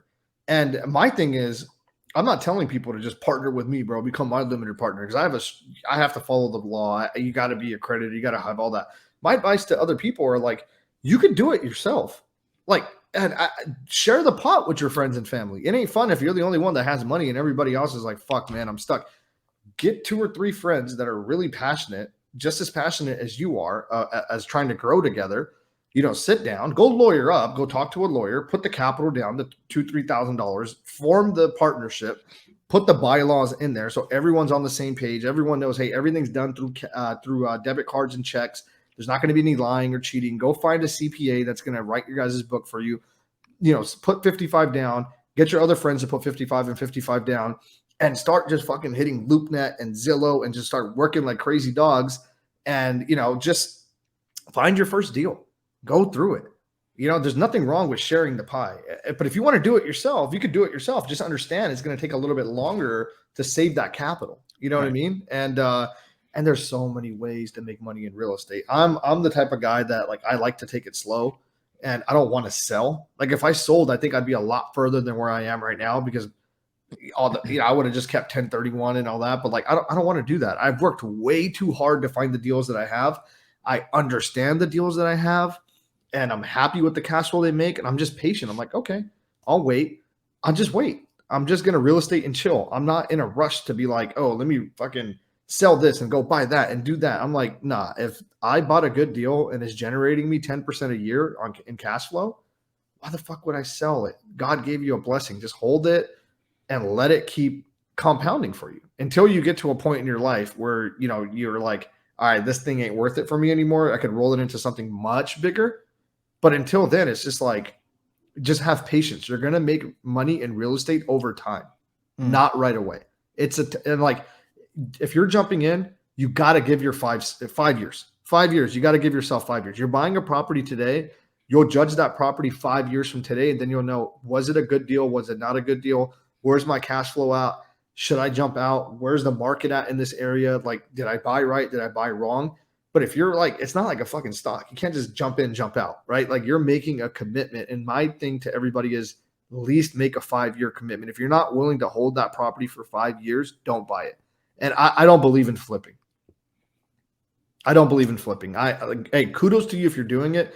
I know people that do it. I know people that make money. But to me, I'm like, why the fuck would I go do all that work, It's a lot of risk. And then to make, I rather do all that work, refinance it, pull my capital out, and then have that asset work for me for the next 50 years. It's a But patience thing. it's a patience thing, man. How many properties do you have now? We have, me personally, 24. But we have 20 that I have in my first joint venture, and then we raised $1 million right now, and we're looking, man. I think we're trying to close at least 30 to 40 units is what we're trying to close. How much with those 24 yourself?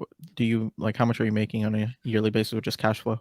Every month after I put aside my capex, pay all my bills and everything, I'm making about $6,500 a month. So super solid, dude. Yeah. I haven't worked in a year. That's why I was able to quit and walk away. I'm just living off of that $6,500 a month. It's amazing. And and I was like, I told my mom and my dad, and I was like, hey, give me 3 years. Yeah. I'm moving to Dallas.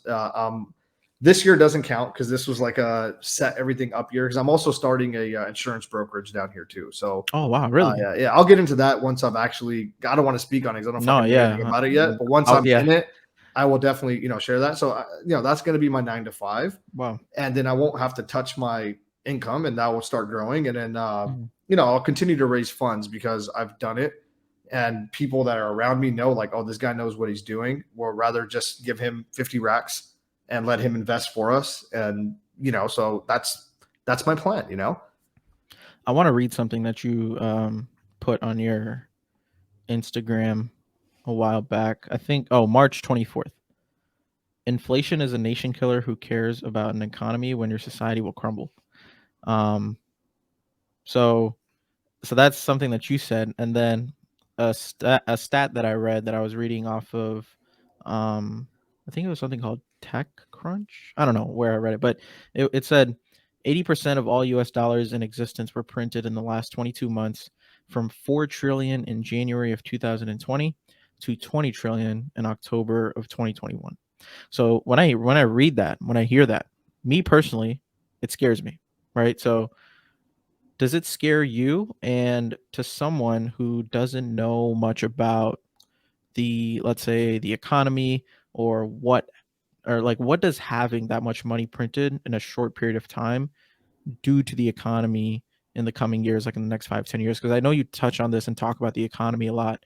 So I just want to know what your thoughts on that is, because that's a fuck ton of money in a very short period of time. Yeah, I'm not sure how much your audience knows about economy or whatever. So it's not that I'm going to try to talk down, but I'm going to try to explain it like I was explaining it to like a 6th grader. That's exactly how I want it. Like in my question, I literally wrote like a 10-year-old. Yeah. I'm big on just explaining things super simply. Yeah. So that would be great. Yeah. One, it is a society killer.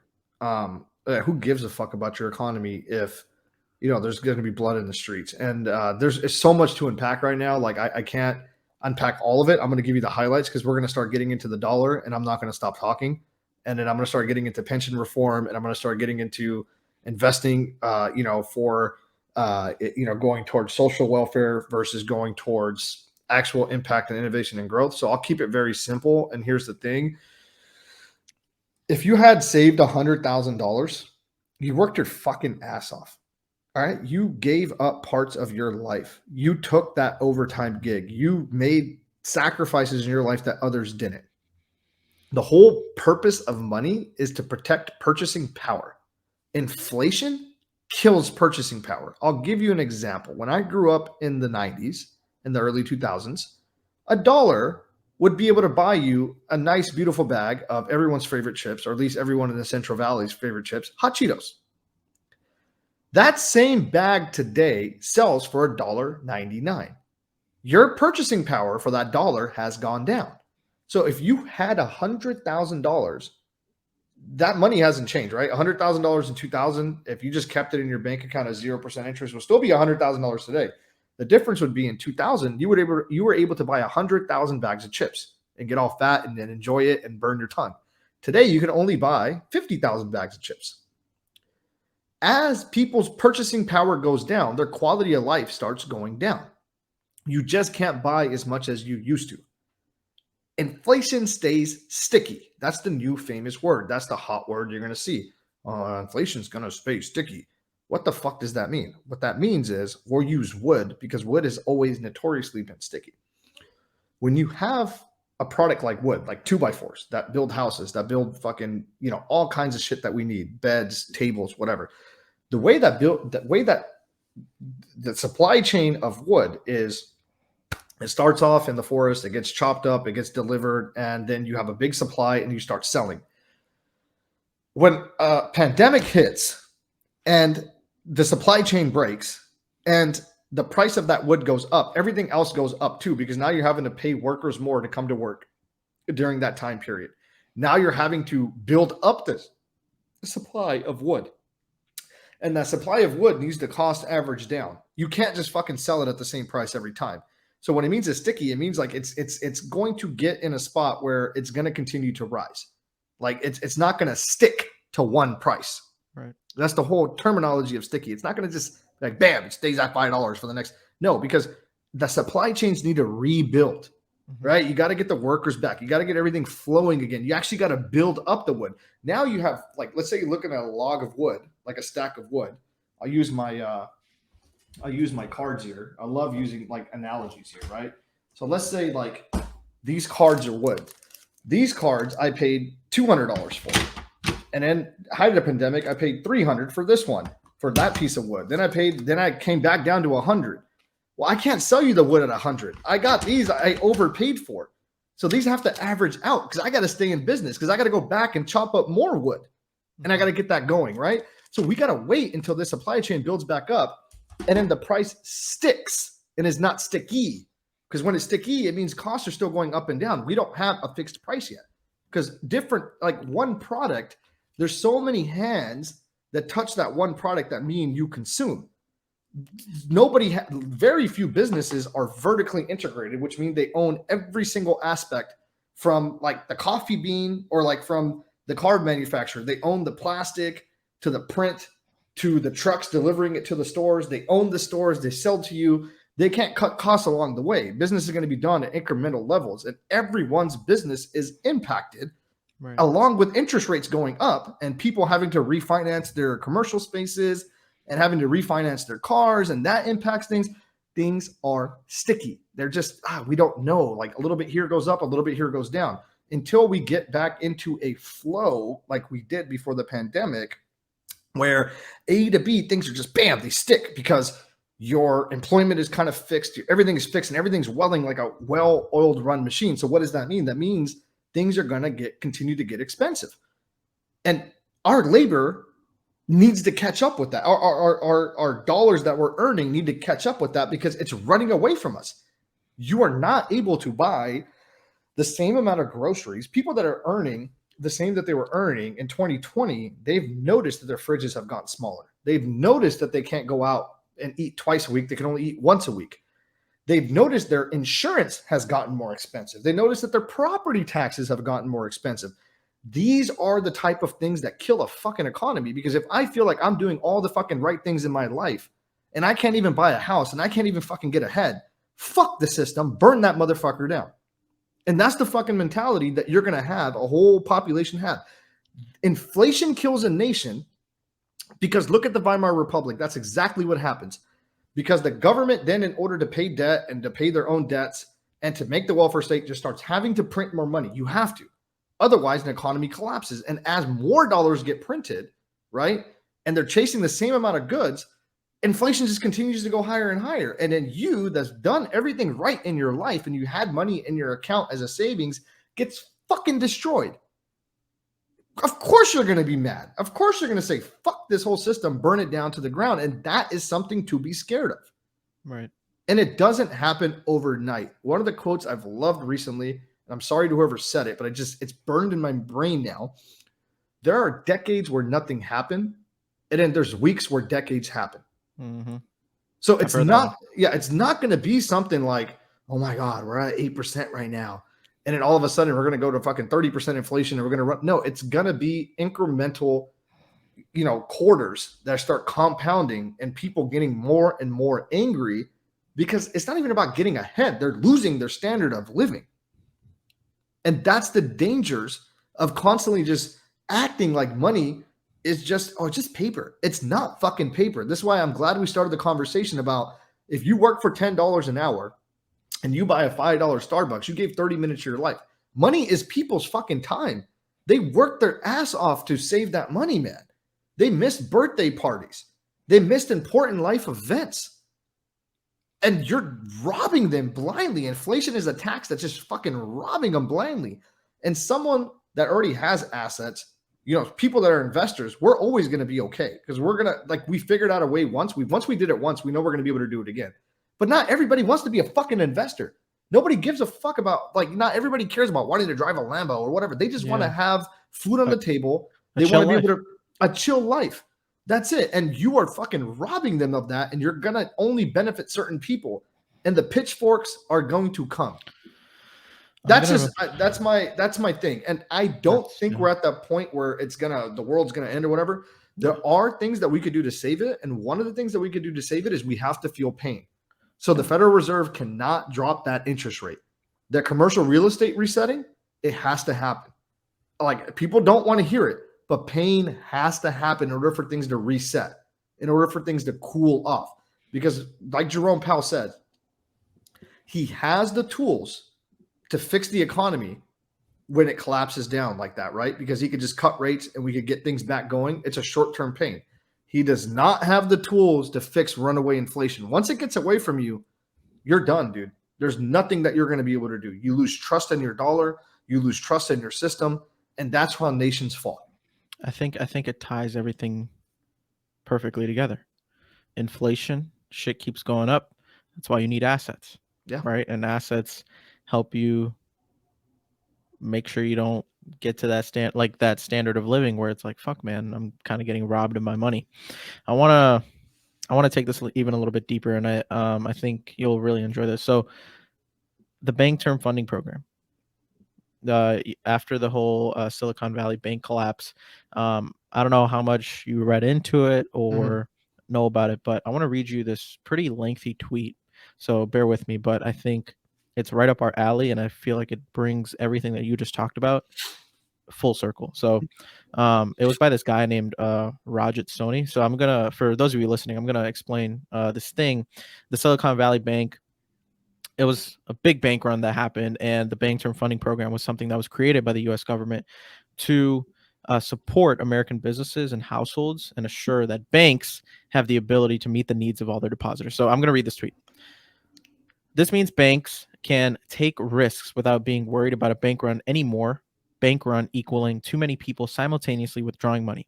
If banks don't have enough money to create client withdrawals, they can take a loan from the BTFP, aka the Bank Term Funding Program, with bank assets as collateral. It may sound great, but it means the wealth gap will become wider. Banks can now buy even more assets and push prices up. They can pay executives and employees even bigger bonuses and increase the price of goods for everyone. They can borrow money from depositors to buy assets. Then they can use those assets to borrow even more money from the BTFP if depositors ever want their money back. The solution might be positive for the short term, but pain will be felt by the average person in the long term when inflation continues to rise and assets are unaffordable. The average person will be able to store wealth because currencies always lose value. This goes to show our financial system is not built to help you. It's built to help financial institutions. Over the last year or so, many people have had to sell their houses because they can't afford the payments. More people seem to be experiencing homelessness than ever. None of these people receive support from the Federal Reserve or banks. The only solution here is to become financially literate. You have nobody backing you up while the elites are backed by federal systems. You need to build your own emergency fund and asset portfolio to protect yourself from inflation. Over the next few years, the wealth gap will continue to get wider. At a point, there won't be a lower, middle, and upper class. There will be people with assets and people without assets. Anybody without assets won't be able to save for the future, reducing the chance of achieving financial freedom. Most people are going to miss their chance to protect themselves because they don't understand how money works. Anyone without a plan is going to regret it in 10 years when they're priced out of everything. That's fucking beautifully said. I don't know what else to add to that. I'm fucking right there. That's why I preach get assets. It's fucking, he summed it up. That's yeah. Look. Let's look at the other side of it. We know the negative side, right? The other side of it is what would you do then? I mean, if you don't bail this bank out, or not bail out, but if you don't make the depositors whole, you're possibly talking about letting hardworking people that deposit money that didn't do anything wrong, all of a sudden their money's not worth anything. And the bigger problem with that is it sets, it takes away faith from the system. When faith from the system goes away, now the whole system starts collapsing on itself. So this is not just an easy issue as like, oh, let the evil banks fall. An issue that we could resolve, but then would also slow down capital growth. Because you got to remember, this is a point that nobody wants to talk about. Somebody has to make big bets in order for society to progress. Because if we all worked on cash, who the fuck would invest in Google? Who the fuck would invest in Tesla? Nobody would. Because you'd be like, no, we're not, fuck the future. We're only going to invest in assets that work right now. So you'd have a lot of capital and stuff that's not also giving you advantage in the future. Technology does bridge the gap on a lot of these things. And a lot of people don't want to be financially free. A lot of people want to work, for X amount of time, but they want to enjoy what they're working on. They want to feel like wherever they're working on actually matters. Yeah. Right. And that's okay. Not everybody wants to just be an investor and sit at home and kick their feet up, right? My problem with the whole thing is I don't like the fact that you tax those people invisibly, and you take away their purchasing power and you don't let them even be able to retire on their own. So if this path that we're going down, the only solution I really see is government is going to have to take a bigger role in people's personal lives. And what I mean by that is, if we keep heading down this path where the gap gets wider and wider and wider, someone needs to bridge it, and it's going to have to be government funding. And I can tell you one thing right now, me and you are not going to see Social Security until we're like 80. Yeah. You know what I mean? So what does that mean? What is it like? There's not going to be enough by 2030. 2033 or something. Yeah, but you got to remember, they'll fix that. And how they'll fix that is me and you probably won't get Social Security until we're 85. But I mean, you're going to have to continue to pay. That's just, it's all hearsay, bro. And honestly, that's why it's like, we could sit here and we could talk about this, we could talk about that, we could go deep diving. But the reality is people need to wake up and just take control of their financial future. Otherwise, they're going to get steamrolled. They're going to get steamrolled. And like, how can you take advantage of your financial future? It's a lot of steps. And if you don't want to listen, you don't have to listen. I'm not saying my way is the only way. Find a good partner in life. Okay, find a good partner in life that has the same mindset as you, because you can't do it by yourself. You can't. Live a little bit below your means. Try to save as much of that excess capital as you can and start putting it to work. And what does that mean to put it to work? Bro, you could literally just buy things that you guys already buy on a daily basis, and that will start hedging you. If you fucking shop at Walmart for your groceries 2 times a week, why don't you own Walmart stock? If you go to Starbucks every single day before work, why the fuck don't you own Starbucks stock? If all you do is buy Nike workout gear and that's what you're into, why are you not buying some of Nike? I'm not even being sophisticated here. Fuck the real estate and the leverage and the refis. I'm just talking about basic ass shit. Just take 10% of your income and pay yourself first. Then take 10% of that income that you put to the side and slowly just buy the things that you are already buying as a consumer. Because your dollars are already going there. Why shouldn't you have those dollars come back to you? Like, it never makes any sense to me. I think for the average person, right? Like you mentioned, I think having a good life partner is so fucking important, dude. Dude, like I've been super fortunate to, be in an amazing relationship for like 4.5 years now. And I think there's very few times where I find like the joy in my day of like sitting down with her and be like, hey, babe, this is how like Palantir stock works. This is what they do. Like, this is how you buy it on Webull. Like, so like sitting down and doing those cool things and her being like, oh, this is so cool. So like over time, this goes up and this comes. So it's like explaining that and her being open to listening to those things. And over time, like these little things, they add up, right? So like, for example, a couple months ago, she started at 0. Right now, over time, it's like, oh shit, you got a couple $1,000s in there. And then it's like slowly going, it's like, dude, like it's the same thing that you were talking about earlier. The compounding of these things are so powerful that there's no quick fix, but the long-term game, it is the quick fix. Well, yeah, because everybody, and it's bullshit, bro. Like I learned this at a young age too. It was like, pay yourself. And I think that's a valuable lesson that hasn't been passed on. And what does that mean by pay yourself? It means whatever you're earning, you can put a percentage on it. I think 10% is very fair. if you're not at that level yet where you can't, I totally understand. I'm not trying to disrespect you or talk down to you. We're all at different stages. So work however you can to get to that level where you're making an okay income. And what do I think is an okay income? I think take home independently, if you're independently taking home $5,000 a month after taxes, it's a fucking great income right now. Even with inflation, it's still a very good income. And if you have another partner or your life partner could also bring five, and you guys together could bring 10, and you guys could keep at that for 5 years before you start doing family planning and all that. And you guys just take 10% of that, $1,000 a month, $1,000 a month. You put it, and every month you just buy SPY, or you just buy the things that both of you guys go do every weekend, right? Like if you and your wife every weekend are like runners, or you guys love going to the gym. Like I said, you guys buy Lululemon, that's your fucking thing, or you buy Reebok or whatever the fuck it is. Just buy half of that, buy that, and the other half just buy SPY. Let that compound. You'd be surprised. In 5 years, that's $60,000 compounded. Probably be like close to 70, 75. That's a nice little nest egg, and it's in an asset. As inflation goes up, that asset is going to go up too. Your purchasing power is going to get protected. That's the most simplest thing I could tell everybody. Like, we could talk about everything else that could go wrong and like this and this and that, but just taking that small incremental step over the course of 10 years, 15 years, bro, it makes all the difference. Because in 5 years, you look back and you're like, oh, fuck, with the dividends, with the growth, holy shit, our 60,000 is worth 75,000. Shit, babe, I think we could buy a little rental with this. Mm-hmm. I really do. Or we could buy our first home, or we could buy our second home. Oh shit, babe, we're coming up. And then that's how it fucking starts, man. It's not rocket science. It just starts slowly, and over the course of time, you're gonna do very well. That's my opinion, man. Like I said, what the fuck do I know? I'm just giving you what I would do. I'm not saying I'm right. What the fuck do us two Indians know, right? No, I don't know, bro. I'm not saying I have all the answers. I'm just trying to look at it. Like, I'm trying to give you my perspective of how I view the world, and that's what I would do. Right. 100%. So 100%.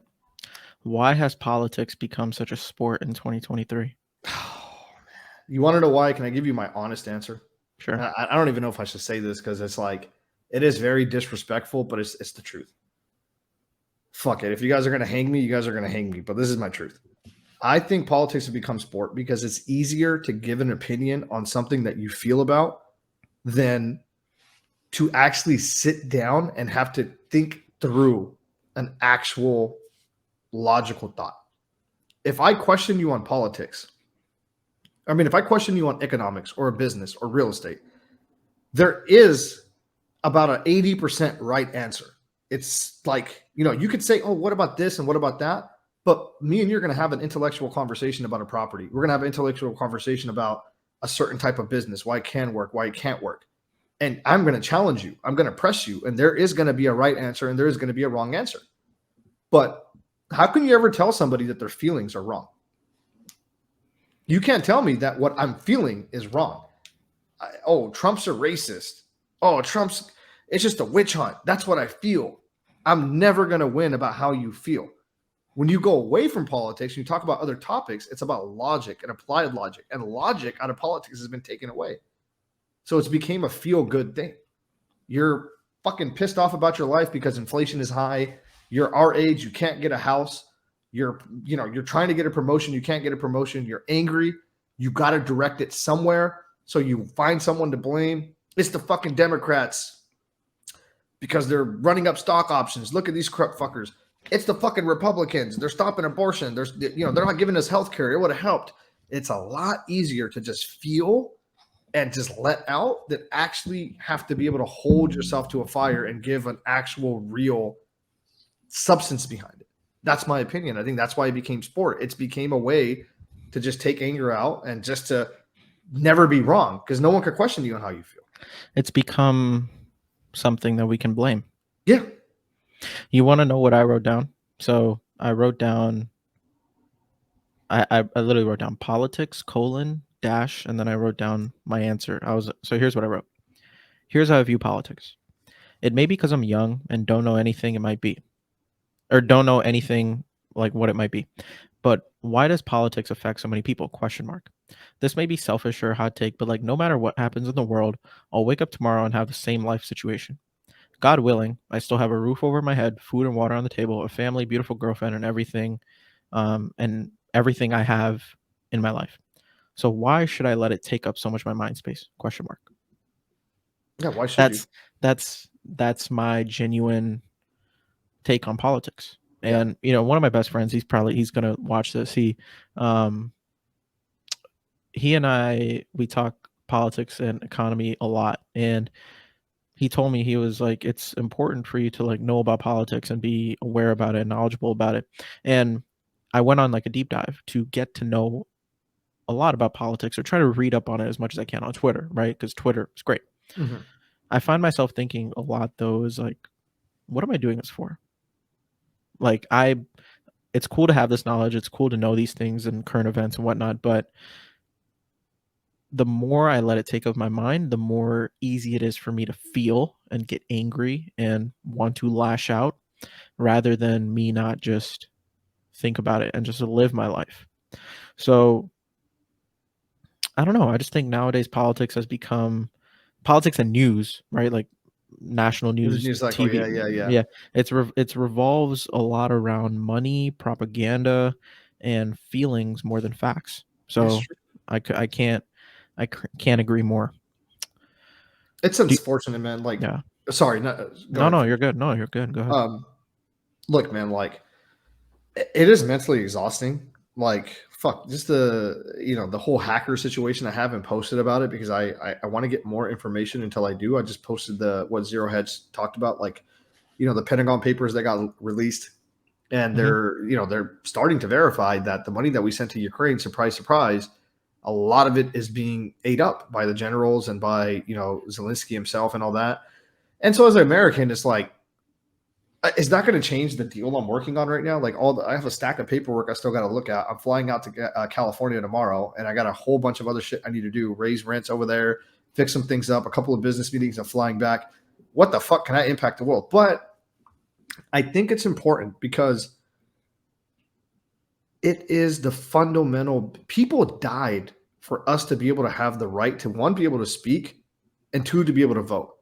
And if you want to be able to do the latter and you want to be able to vote, you better, throughout the month and throughout the year, you better pay attention to somewhat what's going on and understand what's going on and make your own determination. Is this the right way? Is this the wrong way? This guy's running, this gal's running. What are they saying? What are they saying? That is your buy-in to this society. That is your buy-in to this society. That is your contribution. You don't have to yell at the top of your lungs. You don't even got to say a single tweet or a single post, but you owe it to yourself as a citizen, as a buy-in to this country, at least 1 hour out of the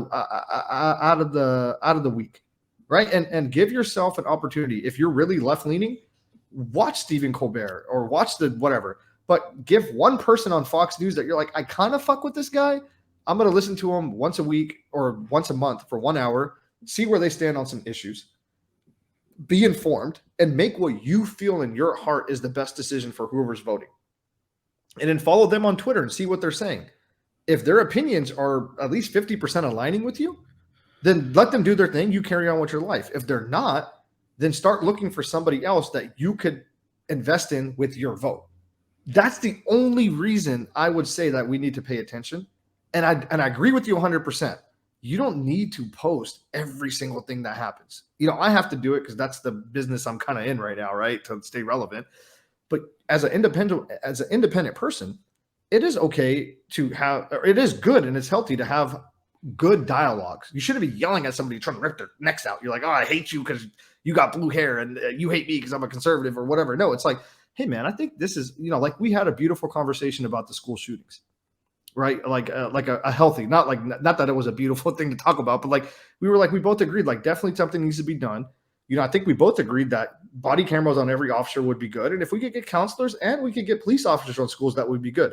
That's a healthy conversation that we had. Now we should look on Twitter. We should look at Mr. Crenshaw here in Dallas that's representing us or representing me. I think he's not in my jurisdiction, but like someone like him, see what AOC is saying, see what these other guys are saying, see what the presidential candidates are saying. If me and you both believe that, who else is speaking that? Okay, that's where my political capital is going to go. My vote's going to go there. Fuck what I post on the internet. Fuck what I post anywhere else. My vote is going to go there. And then that's what all we could do right now. We could share what we think, have these conversations, get different viewpoints, but that has to be our buy-in to our society. Our society will crumble because you're a smart guy, bro. You are a very smart guy. And if someone like you just says, fuck it, I don't want to pay attention, let someone else handle it. You know who else handles it? The crazy loonies that get voted in. And then they say defund the police. And then me and you were like, what the fuck's going on? Nobody was paying attention. You know, what it's I mean? right there. It's right there. What you just said, viewpoints. Yeah. Right. So I think I try really hard to, and by the way, I still sometimes suck at this, but trying to hear people out and understand another point of view. Right. And I think the only reason I'm like that is because I've gotten my shit challenged. I've gotten my perspectives challenged and my beliefs challenged from my friends. And I'm lucky to have friends that are willing to have that conversation and make me stutter and be like, oh, wait, fuck, that doesn't make sense. Like what they're telling me, oh shit. Yeah. That's probably a good way to think about it. So viewpoints right there. I don't think enough people get their beliefs challenged. No, you're right. So when we, like, exactly what you're talking about, when you spend that 1 hour, you spend those couple hours listening to AOC or Trevor Noah on The Daily Show or Stephen Colbert, whoever it is, right? If your beliefs start to get formulated around a certain thing, right? That's the first step. The second step is, okay, how can I talk to someone that has an opposing view or get my stuff challenged to make sure I'm understanding this the proper way, or just to make sure that I have both sides of the spectrum covered? Because I think in this country right now, there's too much of either one side or the other. It's like I agree. either you what was you're pro gun or you're anti gun, one or the other. Like there's no middle, there's no barrier anymore. It's just one or the other. And I think if you do decide to be in the middle or even speak to someone who's like, if there's someone who's like super this side or super other side, and you're like, hey, I hear what you're saying. This is what I think. You get put in like a bucket, and that bucket a lot of times is not the most positive one. So with it not being a positive one, it's like, fuck, man, like, should I voice it? Should I not say it? Should I just, only talk to people that have the open mind to have these types of conversations? It's like, I think that's what people need, is like have viewpoints on politics, but also figure out a way to get those beliefs challenged regularly. Yeah, but I think that's something that you can do, bro. Like, I mean, as your audience grows, and you seem like a very open-minded person, right? Like, you're like, hey, yeah, fuck it, I'll hear you out, right? That's what it takes to have a functioning society. We have to pay attention, man. That is, like, I'll say it till I die. That's our buy-in, man. Right. We have to pay attention. And look, and sometimes, we're not gonna win an election. That's okay. That's okay. That's not the end of the world. But then it's like, I wouldn't, like, look, I didn't vote for Biden, but I don't look at every opportunity to bash him, right? I'm like, okay, he's still our president. Let's, like, do whatever. But if I don't like the way things are going, I voice it. It's okay to want change. You should never be bullied or intimidated by somebody like that, because at the end of the day, no one should take it personally. Like, if I ever say something personally, I try so hard not to make anything personal about anybody. I try to just talk about the topic in general. And I want to be very respectful, to everybody's feelings, because it's like, it's not fair, and you don't want to talk to somebody like that. If somebody talks to you like a dick, you're like, man, fuck this guy. Even if this guy would have showed you, how to become a trillionaire, you're like, no, I don't want to fuck with this person, right? And I think that's another thing, is we've lost respect in this country for one another. And that's horrible. It's absolutely horrible. And respect was the thing that, like, no matter what, you kept it. Yes, you're right, dude. I hate that, man. I hate that. Like, I don't care if I talk to somebody that says defund the police, all cops should be fired. I still want to respect you as a human being, bro. I just want to know why you feel that way. Well, what can we do to bridge this? Let's work together. You're not my enemy, bro. You're my brother. You're my sister. Like, we're all part of this nation together. Like, your nieces and nephews are going to be going to school with my niece and nephew. They could be playing at the park together. We're all one. We're one country. Like, I respect your point of view, respect mine, and let's see if there is a way we could get to the middle where we both kind of win, but we got what's best for everybody, not just what's best for one group of people or what's best for another group of people, right? But the only way we get there, bro, is we got to continue to talk about it. We have to pay attention, because if we don't pay attention, if guys like me and you stop paying attention and we were all just about the money and the hustle, and we just hand the country off to some crazy people. What are you going to do if they change the laws and they say, Mr. Patel, you just built up a 100-unit apartment complex. You don't need 100 units. You only need 2. Bam, voted in. Then what are you going to do? Right. And that's the shit that scares me. That's why I pay attention. I'm in business. I'm like, whoa, if I'm not going to speak, who is? And if I can encourage, yeah, it's our right to. And I'm not saying everything I'm saying is right. And I'm only whatever. I've said this in multiple one of my podcasts. My whole philosophy on a debate or a discussion is if you get me to change my mind, I'm the one that won, not you, because I grew as a person. Like, you know what I mean? Like, winning a debate doesn't mean, oh, I fucking gave you the hard points. And I'm like, fuck yeah. It's like, oh shit, I listened. Like, damn, dude, this guy's right. Why the fuck? I didn't think about it like that. Now I grew as an individual. My thinking grew. I became a little bit better from that conversation. But we don't care about that, right? The dynamic right now is like, we don't look at that. We don't. But I think there's a lot more people like me and you that can sit down and have this conversation, agree, disagree, laugh, be humans, than there are people that are crazy left and people that are crazy right that think like Trump is still the president and shit, Like, and we give those people voices because they keep fucking talking, and we're just, guys like me and you are like, we don't want to rock the boat and disrespect people. You know what I mean? Do you know who Lex Friedman is? Yeah. I've listened to a few of his podcasts. So he has this philosophy called philosophy of love. No matter what someone thinks or what someone says, right? At the end of the day, I'll still shake your hand. I'll still hug you. Like, love is everything that he's trying to put out into the world. And he thinks that by having conversations like this, right? Talking through agreements, disagreements, and just putting good energy and love into that conversation and into the world is the way to fix America, or like all the things that are going. I guess I shouldn't say fix America, but like the things that are like the gaps, or like things that are a little bit broken in certain things, right? Like why can't the things that you and I are doing, like sitting down and having this conversation, why is that so hard to do at a state, local state, or a federal level? That's on the politician side or on the human side, because there's a difference. Can you explain that difference? Well, I guess, like, for example, like both sides, right? Like if there's like Republicans and Democrats, why can't they just come together and be like, okay, here, we both, at the end of the day, we want this for Americans, right? Because that's power. You divide and you conquer. Like, if I got my base and I go out and I fucking yell and scream, if I'm a Democrat and I yell and scream at the Republican, if I'm a Republican and I vote down a law that probably makes sense, but I vote it down and I got my base riled up, I keep my power. So it's a power game. It is a power game. You keep each other fighting, and you got all these people right now. They're like, "Oh, Trump, whatever," and they're going to keep pushing it. And then on this base, it's not healthy at all, man. And on a human level, look, man, on a human level, it just goes back to people are just fed up. And I get the left. I get it, bro. I absolutely get it. I'm not like, I make fun of them sometimes because they're fucking crazy. Like they're like, like the ones that went up on Bernie, like the post I put up with Bernie Sanders, and they came up and they said, you got to let her talk. And they're not being they think in their head that what they think is this is the right answer. This is the way it should be. They just don't want to listen. But the other part of the left that's like radicalized or whatever, they're just fucking fed up with the system. And how can you blame them?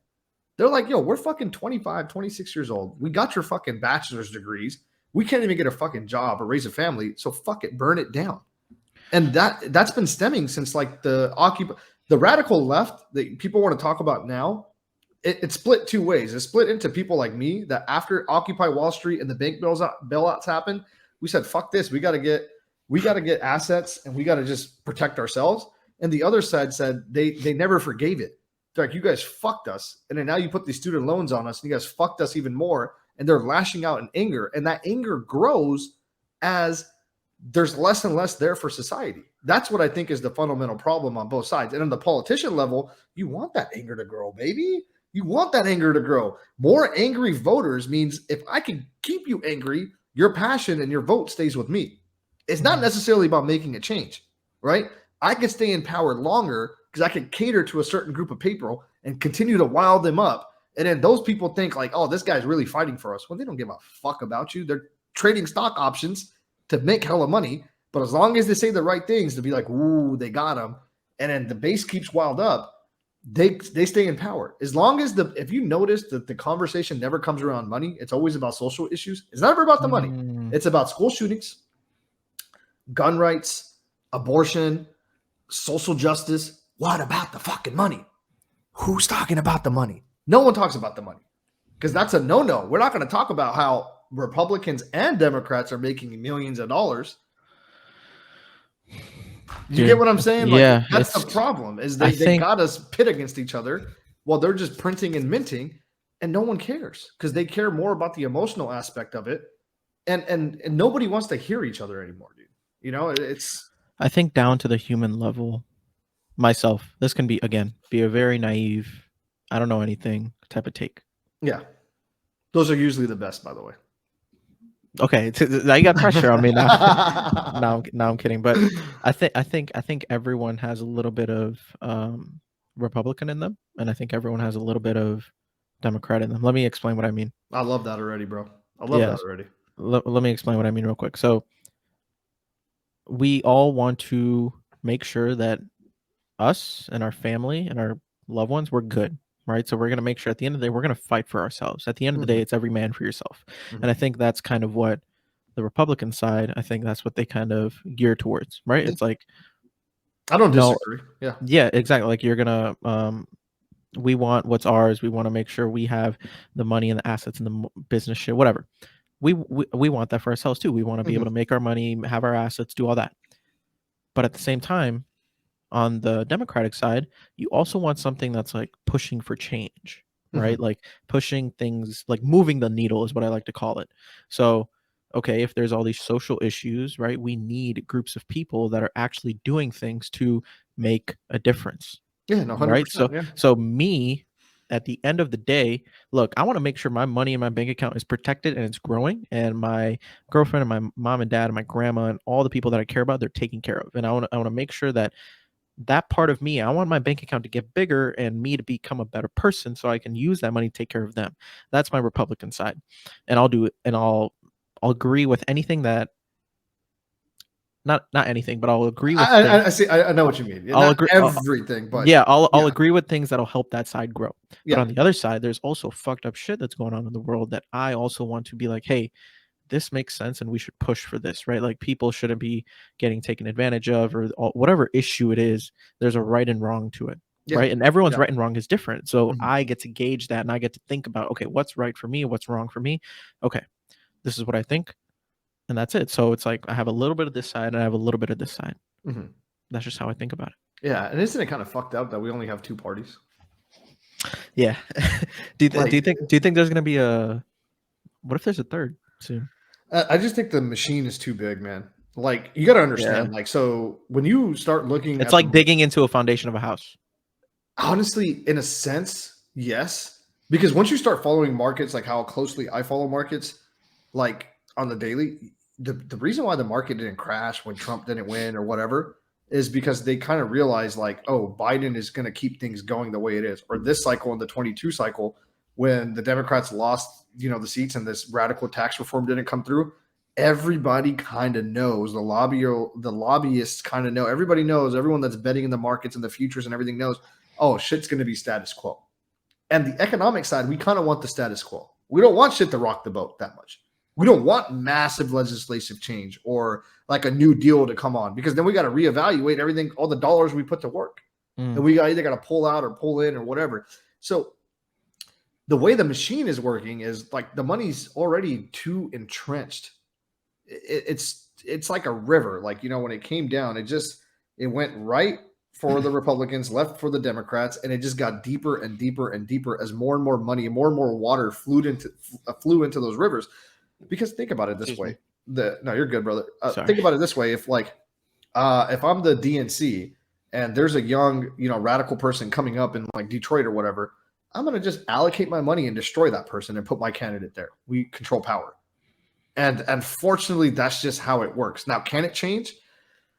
I think with social media, we could probably have in the next, I'm predicting probably by 2030, we'll probably have the very first, and like AOC was a good example. Like people might not like her or do like her. I don't, whatever.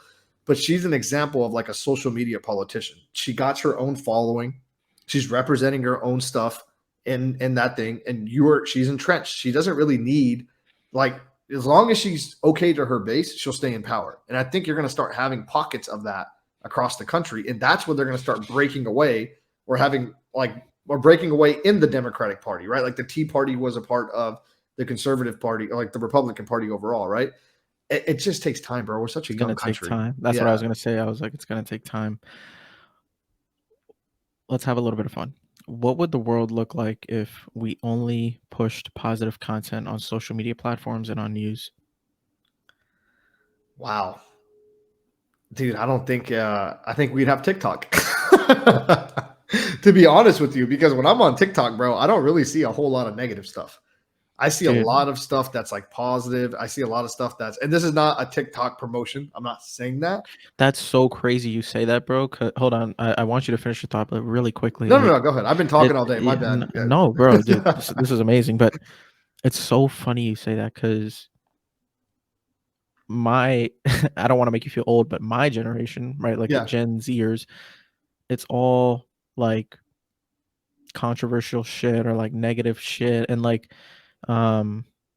for example, with like this TikTok banning that was trying to like push through, it was like, should we ban TikTok? And like, if we do ban TikTok, I feel like, me personally, like I didn't think it would do anything, like if we banned it or not, because there's still going to be like your YouTube shorts, your Facebook reels, your Instagram reels. So it's like, you got to tackle all those as well if you ban TikTok. So, well, I think the TikTok was more for the China thing. That was for the security. Yeah, for the security strictly. Yeah, but I just think, like, in our generation, it's more geared towards the idea being negative content. But I think people don't realize that, dude, you can curate your TikTok feed to your likings, right? So if you're seeing bullshit, like, you're seeing bullshit because of what you decided to see. So I think it's super funny that you said that's all positive shit, and all, like, my entire generation is like, no, it's like negative, we can ban it, it won't matter. Can I ask you a question? Do you think it'll be, I don't think they would do this, but do you think that at least the government should make a law where they allow you to reset your algorithm? Like, they say, hey, if you have a social media thing, right?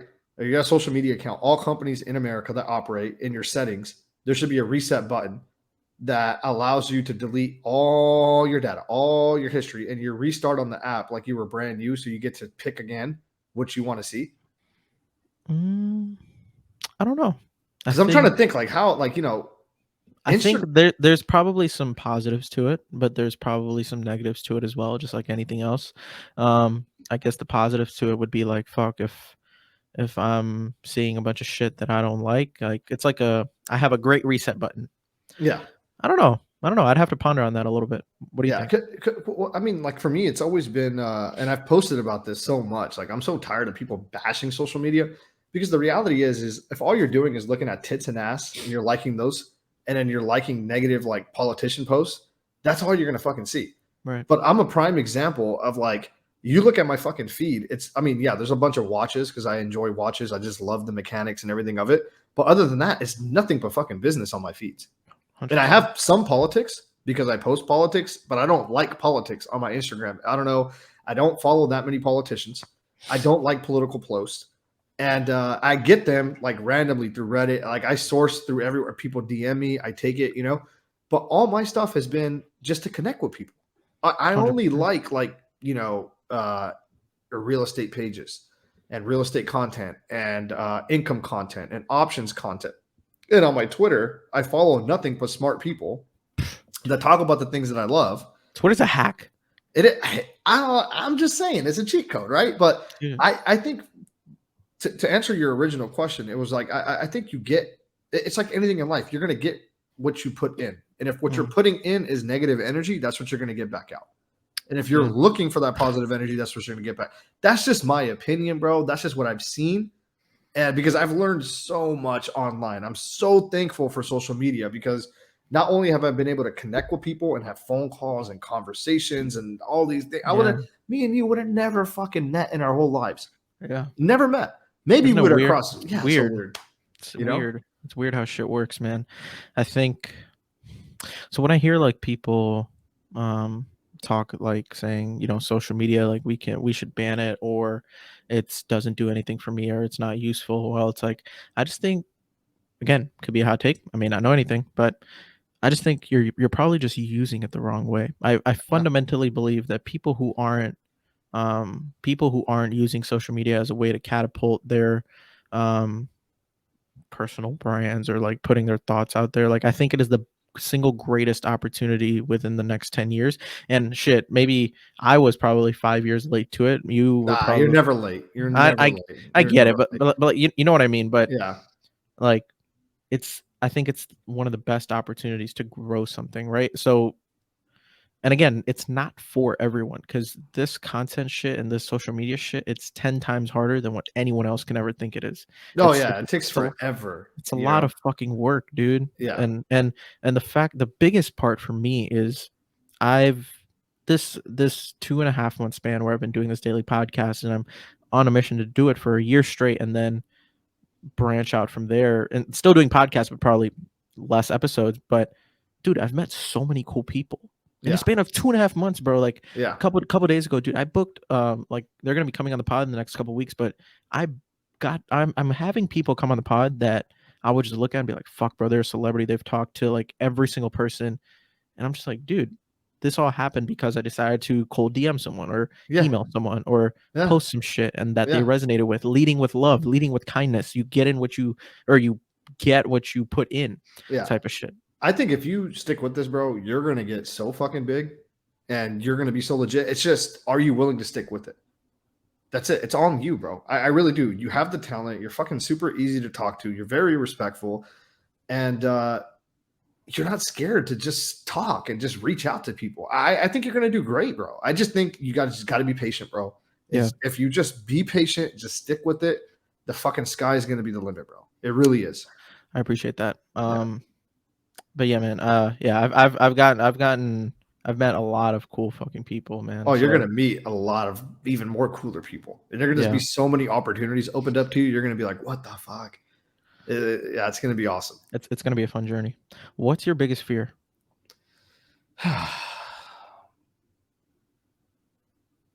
Honestly, that's a tough question to ask, man. Jesus, what is my biggest? I mean, I fucking hate snakes. That's for sure. Like, I am fucking terrified of snakes. But biggest fear in life? I don't know. I think my biggest fear in life is I'm just not going to do anything in life like that was worth it. And I feel like whatever I do, whatever I do accomplish, I feel like it's never enough. And Mm. I just feel like no matter what, like I hope I get to a point where I look back and I could be like, okay, I think I'm okay. Like I think I've done okay in life, because I don't know where my measuring stick is. Like I don't know how to, like, that's a personal thing for me, right? Like, I've looked at the things I've done, and then people are like, "Bro, you're doing so much." I'm like, "What the fuck am I done? I haven't done shit. I can't live up to like what my So like, dad did." you don't know how to measure your progress, your growth, your success. Like, what do you mean by None that? of that, bro. Like, I just always look to like what my dad did, and I'm like, I would never be able to do that. I can't fill his shoes, and I'm like chasing him, and it's Mm. like for me, it's like I don't even. It wouldn't matter. Like even if I made $100 million, or if I only made $1 million, I would never feel like it's enough. And that's something I'm trying to work on. Where it's like, it doesn't have to be a monetary thing, and it doesn't even have to be an asset thing or a personal thing. Like, I just want to get to a place in life where I have peace, where I'm like, I'm just genuinely overall like just happy. I can just walk away from it, right? Walk away from it all, and it's nice to say, and that's a nice goal to have, but I'm so like go go go go go that I don't give myself enough time to pause and be like, where am I, and is this where I really want to be? Because I'm going to be 100% honest with you, I have no idea what the fuck I want. I am just going 100 You're, miles an hour, you're and just I'm like, doing the thing. I'm just doing the thing. I know that I know I want to do. I know I want to grow this real estate thing. I know I want to be able to raise like close to 5 million a year and go get it. I know I Mhm. want to grow this insurance thing that I'm trying. I know I want to raise a family. You know, I know I want to love my friends, and I know I love hanging out with them, and I love hanging out with my wife, and I love hanging out with, people that are in my life, and I enjoy that.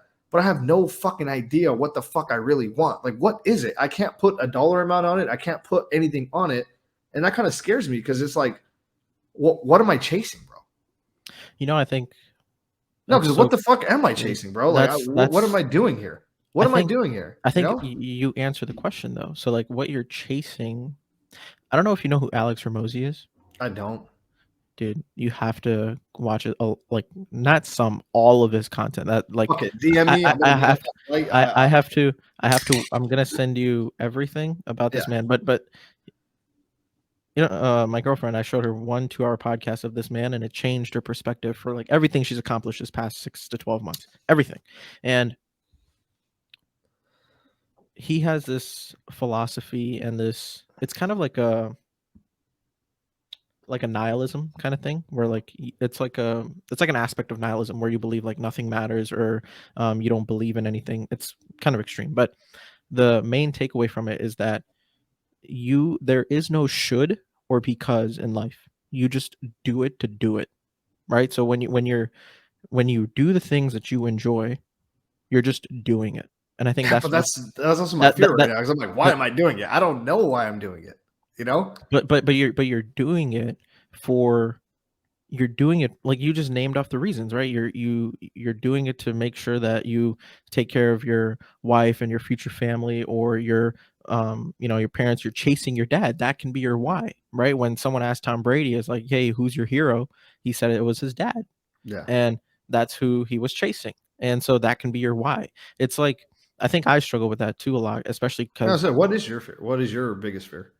I think my biggest fear, I think it delves a lot from insecurity because I've I think my biggest fear is fully not fully reaching my potential of the impact that I can have in this world. So, and that goal, it can like constantly change, right? So, like, even if I hit X number of listeners or X number of people I've talked to and impacted, or the X number of people I've tipped $50 to at fast food drive throughs or helped homeless people, there's always more that you can do. So, when we talk about a why or like a fear, it's kind of like a finite, like, the question itself kind of presents like a finite amount of like when there's X thing reached or when X thing is there, that's what my why is, or that's what I'm doing it for. When in reality, you're just doing it for the you're doing it because you enjoy the thing, and that thing presents certain challenges that you like overcoming, and once you overcome those, you reach these barriers that you never thought possible.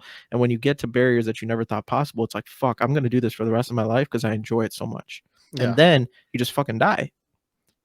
And in that process, if you can, I don't know if you've heard this quote from Picasso, but it was like the purpose the meaning of life is to find your gift, and the purpose of it is to give it away. So the meaning of life is to find your gift, whatever it is that you're good at, and the purpose of it is to give it away. So everything that you're doing, right? Like you have a gift in, let's say, real estate, or talking, or building cool relationships with friends or your wife, whatever it is. And the purpose of it is for you to go, I guess, on social media and talk about it, teach people, do the things that you're doing. That's your purpose. So that's a very simple way to look at what your why is or what your purpose is, or your question that you asked me, what my biggest fear is not getting to like that level of knowing what my impact can be, but that level will be reached Yeah, I because was gonna say you're so young, bro. You got your like literally your whole life. You know what I mean? And that level will never that level will never be reached. And I think that's where insecurity comes in. Insecurity comes in of like, I'm not doing enough, or like, I'm fat, I'm overweight, I'm insecure, or I'm not being better, I'm not doing better, I'm so not. you're really hard on yourself. Yeah, me too, bro. I think we're right there, bro. I always like every day. I'm always like, bro, I didn't do shit today. Even though my wife will sit down, like, what the fuck you mean you didn't do shit? You did da da da da da da. I'm like, yeah, but that didn't really count, And it's like, I don't know, but I think that's also kind of like how we grew up. I think me and you grew up in a very similar household structure manner that we're both like driven to go more, right? And it's like we're never gonna feel like it's enough. And that's another fear of mine is like I'm like, I don't think I'm ever gonna do enough, right? It's like I don't know why I'm doing it, but whatever the fuck I'm doing, I'm like, fuck, I don't think I'm doing it enough. I enjoy it, and you enjoy it, but then it's like, fuck, I got to do more. And I Yeah. think that's how you get hyper obsessed, and with hyper obsession comes a very exponential level of growth over a long period of time if you constantly take those steps.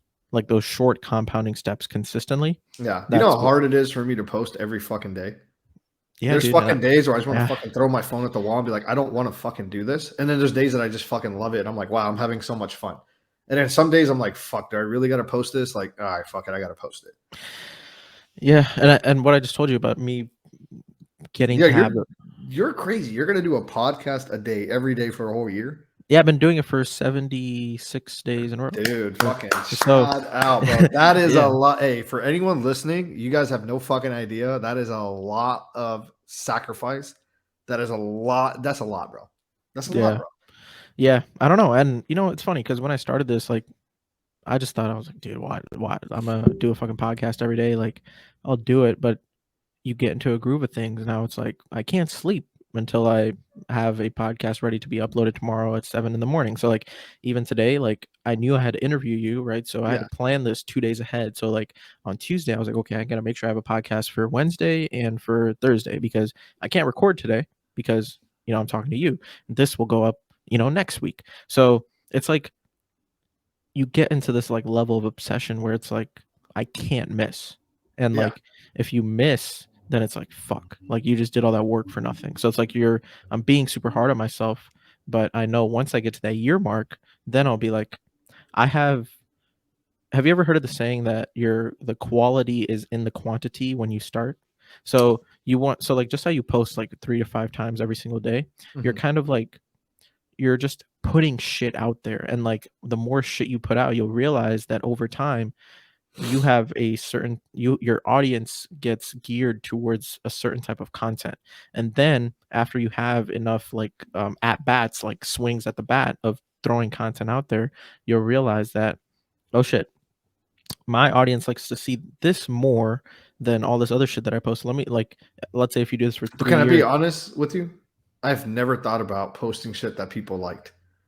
I swear to God, like hope to die right now. Like everything I post, I'm just like, Mhm, oh, I fucking think it's cool, or mhm, I think it's fucking funny. And you'll mhm. know when I'm drunk. You'll Yeah. know when I like, you know when I'm fucked up or if I'm out. Like I'll Mhm. start posting shit that's just retarded. And then you're just like, you know what I mean? It's just like dumb. And you're like, why the fuck? This guy's a finance guy. Why is he posting something about Kanye West singing country music? Like, what the fuck Yeah, does that have to I do with, think you I know? And think I'm that's just like, also that's the beauty though. I think that's yeah. the beauty of what But that's you what keeps it fun for me, bro. Like I 100%. know that sorry, not to cut you No, off. no, you're good. Like I know if I wanted to get bigger, if I cleaned up my act, if I just put certain content out at certain times and did certain things, I could probably be way bigger than what I am. But that's not fucking fun to me, bro. At that Right. point, I'd be like, I wouldn't. It would feel like more of a job, you know. Like sometimes it feels like a job because I'm just like, oh, I'm busy, I'm doing shit, and I still got to go find something interesting. And I'm like, oh, or at least let someone know what's going on in the world, right? And those days I'm like, I hate it, but majority of the days I love it. And if I ever got to a point where I was posting shit where I was like, oh, this is gonna get the most views, like, Sorry, my mom was just saying goodnight to me. oh, sorry, no, you're good, you're No, good. you're good. Sorry, what were you saying? No, that was it. Like, I just don't want to get to that level where I feel like I have to think about what I'm gonna post because at that point, dude, it would be not fun for me. Yeah, I mean, That's for me though. yeah, That works for me. Like I no, know that's other and for other people, it's like you kind of have to, like we know so many guys that have like those quote pages or have those positive cash flow business pages. If they were to post something that was controversial or whatever, they would lose it all. Like they're, yeah, you know what I mean? And I'm like, I don't know if I ever want to get in that. I don't know if I ever want to be boxed like that. right, right, right, right. I don't know. I, That's just me. I don't know what the fuck doing. I've only been doing it for a couple of years. when people say niche down, like niche, like you have to find a niche type of content, right? Yeah. Like I don't know if and maybe this will change, right? Like just like anything that you and I have said in this, like our thoughts may change, but Yeah. I don't know if a niche. I think when you niche down, I think that's when it fully starts to become a job. And not that there's anything wrong with this content thing becoming a job, because this thing can pay really well if you do it well for a long Yeah. period of Yep. time. But I think again, like you said, it's about that box, right? Like if you don't have a box, you have unlimited things to talk about. You have unlimited content, and unlimited content means you're able to do this for a very long fucking time Yeah. without getting like sure you'll get tired but like it'll keep things interesting. So Yeah. I think with me, when I do this daily podcast, like, yes, a lot of the stuff I talk about is about like self-development and mindset and No, business, but or you've had a bunch of like I've seen your post on like TikTok and stuff because you're really yeah, starting to and you have some interesting people on. You guys talk about all kinds of different things. It's not like yeah. you're just always talking about one thing all the time. Like every person you're bringing on has a unique story, and you're kind of like the Indian Joe Rogan, bro. That's what you're trying to do. You know what Oh my god, I I mean? guess. But I mean, shit. Well, even Rogan. I don't know if many people know this, but dude, Rogan started this like 12, 13 years ago, and Yeah, it took a long to time. to this day, I mean, I don't know if this is true. This is just what he said. It may be wrong, but he said he has never like promoted his pod. Like No. it's all grew from word of mouth, Yeah. and now it's the number one. Not now. It's been the number one listened to podcast for For a damn near few half years a now. Yeah. decade. Yeah. Half a decade. Yeah. So, dude, yeah. What was the biggest sacrifice that you made in your life? Ooh. Let me think about that, bro. Biggest sacrifice I've ever made. Like, what is that? Like pertaining to like relationship wise, pertaining to Where you're business or the if you were to look at everything in totality, like your financial situation, your emotional situation, relational, spiritual, like everything, what was the biggest sacrifice that you had to make, whether it be mentally or emotionally, or like your actual life situation that has given you the life that you have today? I think I'm on that journey right now. I feel like you know, the job that I had as a cop before, I was doing really well. And I could have left and still got a job at that college and been making around 70, 80, 90, like around that ballpark starting out. And I told my wife that, and I love her to death, bro, because she believes in me like crazy. And I was like, I want to move to Dallas. I want to start this fund and I know I can raise capital here. I got a few investors and we got connections. Let's go. And man, I'm looking back on it. It's just like it's so stupid sometimes. It's just like we had it all kind of like made. Like she was making like 80, I was making like 80. We had our rental income, right? And we were good. We could have just let the rental income grow. I could have did it myself and still been in Cali, just been not struggling right now, right? And like trying to figure shit out and trying to start things. And that would have been perfectly fine. We would have rode off into the sunset and never had a really big issue, like right.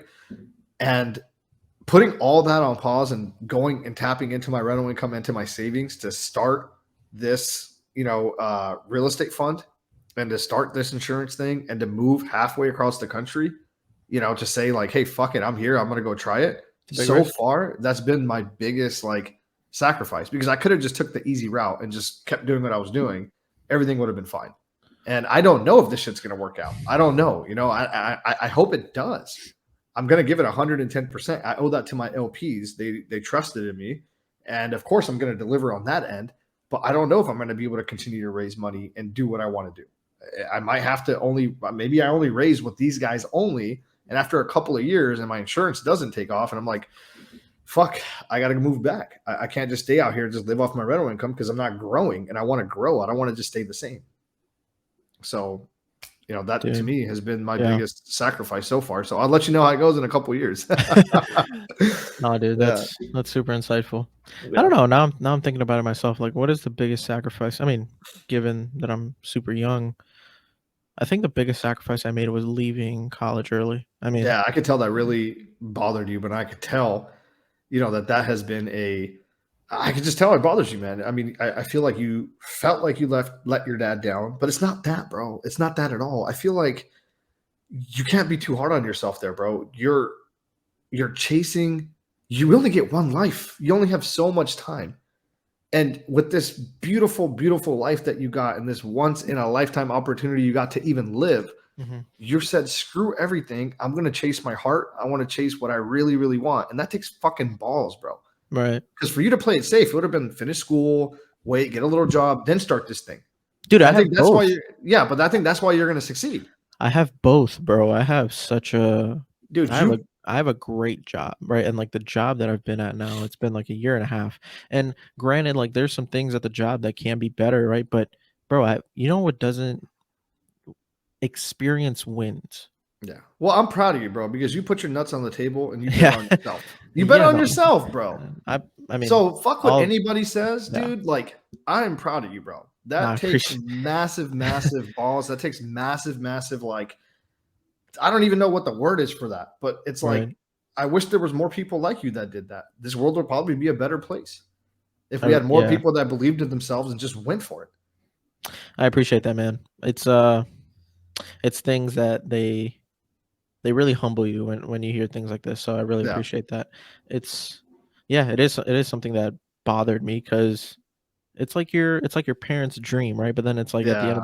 at the end of the day, it's like, I gotta do what's best for me. You know, it's funny. I always tell my dad, whenever he talks about the schooling situation, and I didn't even tell you this, but it's so yes, I'm not in university, but Mhm. like I do work and then I do this pod and then on the side I still take a couple classes at community college online. So You're knocking it out. Yeah, yeah, just to yeah, get yeah, it yeah. done, right? So it's not like I'm fully out. But anyway, I always tell him when he talks about the school thing, I was like, Dad, look, if I get a degree, I don't get a degree. If I get an amazing job, I don't get an amazing job. I'm in a position now where it's like, granted, it's not like having a 100K cash position, but it's in a position where it's like, Dad, You're we building to it, bro. yeah, Nobody. it's It like took that. him not to It's cut. you Sorry. know, hold on, hold on. Yeah, Yeah, it's like Dad, I can still take you out for lunch to B Dubs on Saturdays. Like, yeah, we'll be good. We could still have dope experiences. Like, we could still go drive up here and do whatever you want. Like, you could still take my car to work and chill. Like it's like these small moments, right, that a father and son have. Dad will still get to have them regardless if I have a degree or don't. yeah. Or if you have $1 million in the bank or not. And sorry, I Exactly. didn't mean to cut you off there. You're good. I just wanted to say, bro, it took my dad 10 years to save 100,000. 10 years it took him to save 100,000. And he still did very well. And because of him, I'm able to do very well. So it's like, I mean, I feel like sometimes we put so much pressure on ourselves because we think like, oh, by a certain age, you have to be at a certain thing. And it's like, it's not like that. You said it very beautifully, where it's like the thing is, dude, you get to enjoy time with your dad. Right. What who cares about the money, bro? I could tell how much you love your dad. I could tell how much you love your mom. You get to spend time with them. You've already won. Right. Everything else is 100%. just a fucking cherry on top, dude. Dude, beautifully said. Um, I want to end off the pod. I know we've been fucking going. Hey, yeah, this This is is great. I didn't crazy. think it was gonna go for this long, bro. I thought it was gonna be like I'm 45 minutes. I'm sorry if I fucking No, dragged on dude, too I'm long. sorry for talking so much. And No, like, yeah, I feel bad. I'm like, oh man, I'm like not giving you like, I'm sorry. dude, Uh, no, this is perfect. This yeah, is everything I've ever wanted. Trust me, I signed up for this, so this is great. yeah. But since I do this daily podcast, answering these deep thoughts and questions on tips around, like self-development and mindset, and I feel like I've already asked you deep questions, but do you like what's one like if you had to put a question to it, what's one deep question in your life that you have yet to find an answer to that maybe I can explore on one of my pods, or maybe it's a question that you have for me that I can talk and like really do a deep dive on my pod that I, do every day. Hmm. Damn, I really gotta. If you don't mind, can I take a Go minute to ahead. like Yeah, really dude. think about this? The power of editing. No, just kidding. Yeah, no. It's fine. It's fine. No, I'm fucking with you. I don't know. I guess it would be a twofold. Um, for me, it'd be like to really answer. It'd be like, what do you really want out of life? Mm, Like honestly, just like no bullshit. Cut it all. Like, what the fuck do you really want? Do you just want a significant other that absolutely loves you, adores you? You can raise a family, have a house, or do you really want the Lambo? Do you want the car? What the fuck do you really want? Just be honest with yourself. What do you really want? And then my second question on that would be is what do you think the meaning of life is? mm. And I love to answer that. I love to ask that because it just puts into perspective where question one and question two, if they're, you know, So, what do you really want out of life, and what is the meaning of life? uh, Um, I think I can briefly answer it. Where it's like my immediate thought is do cool shit and build cool shit with cool people. I love it. That's Yeah. that's that's that was my first immediate thought, and then my second one is that Picasso quote, man. It always stays in my mind. The meaning of life is to find your gift, and the purpose of it is to give it away. Like it's so powerful. It's so simple yet so powerful. Yeah. Um, but yeah, man, dude, we've been talking for fucking 3 hours. So, again, I want to thank you so much for Oh, taking the dude. time. I know you got crazy paperwork and shit you got to do. You got a flight to catch tomorrow, but Yeah. again, thanks so much. And do you have any final words before we jump off? Just for you, bro. I just from the bottom of my heart, you are talented. I really hope you fucking stay with this. Don't let any motherfucker discourage you or talk shit or say anything. If they say something, cut them out of your life because fuck them. They're not there for you. They don't give a shit about you. And they're not going to, and anyone in your life that brings that negativity, cut them out. I could tell that this is your passion. I could tell you love it. I could tell you're genuine. And I think if you stay with it, bro, you're going to do fucking great. And I really, from the bottom of my heart, I hope you stay with it. I really I do. I appreciate that so much, and you have my word because we're fucking doing this 365. So Let's fucking so go, baby. so we're fucking doing this 365, and I'm keeping my word with this because I've done way too much shit in the past where I haven't just like hit the Steph Curry follow through, like the follow through, but not this time. This time we're definitely gonna get it, and I'm but excited yeah, to watch your journey, man. I really am. I appreciate that, and right back at you, man, because Yeah. you're building some cool shit. You're helping a bunch of people, and you're building your empire. So you're doing what you got to do, guys. Thank you guys so much for listening, Johal. Again, brother, I appreciate you. Thank y'all so much. All See right, you guys guys. later. Take care.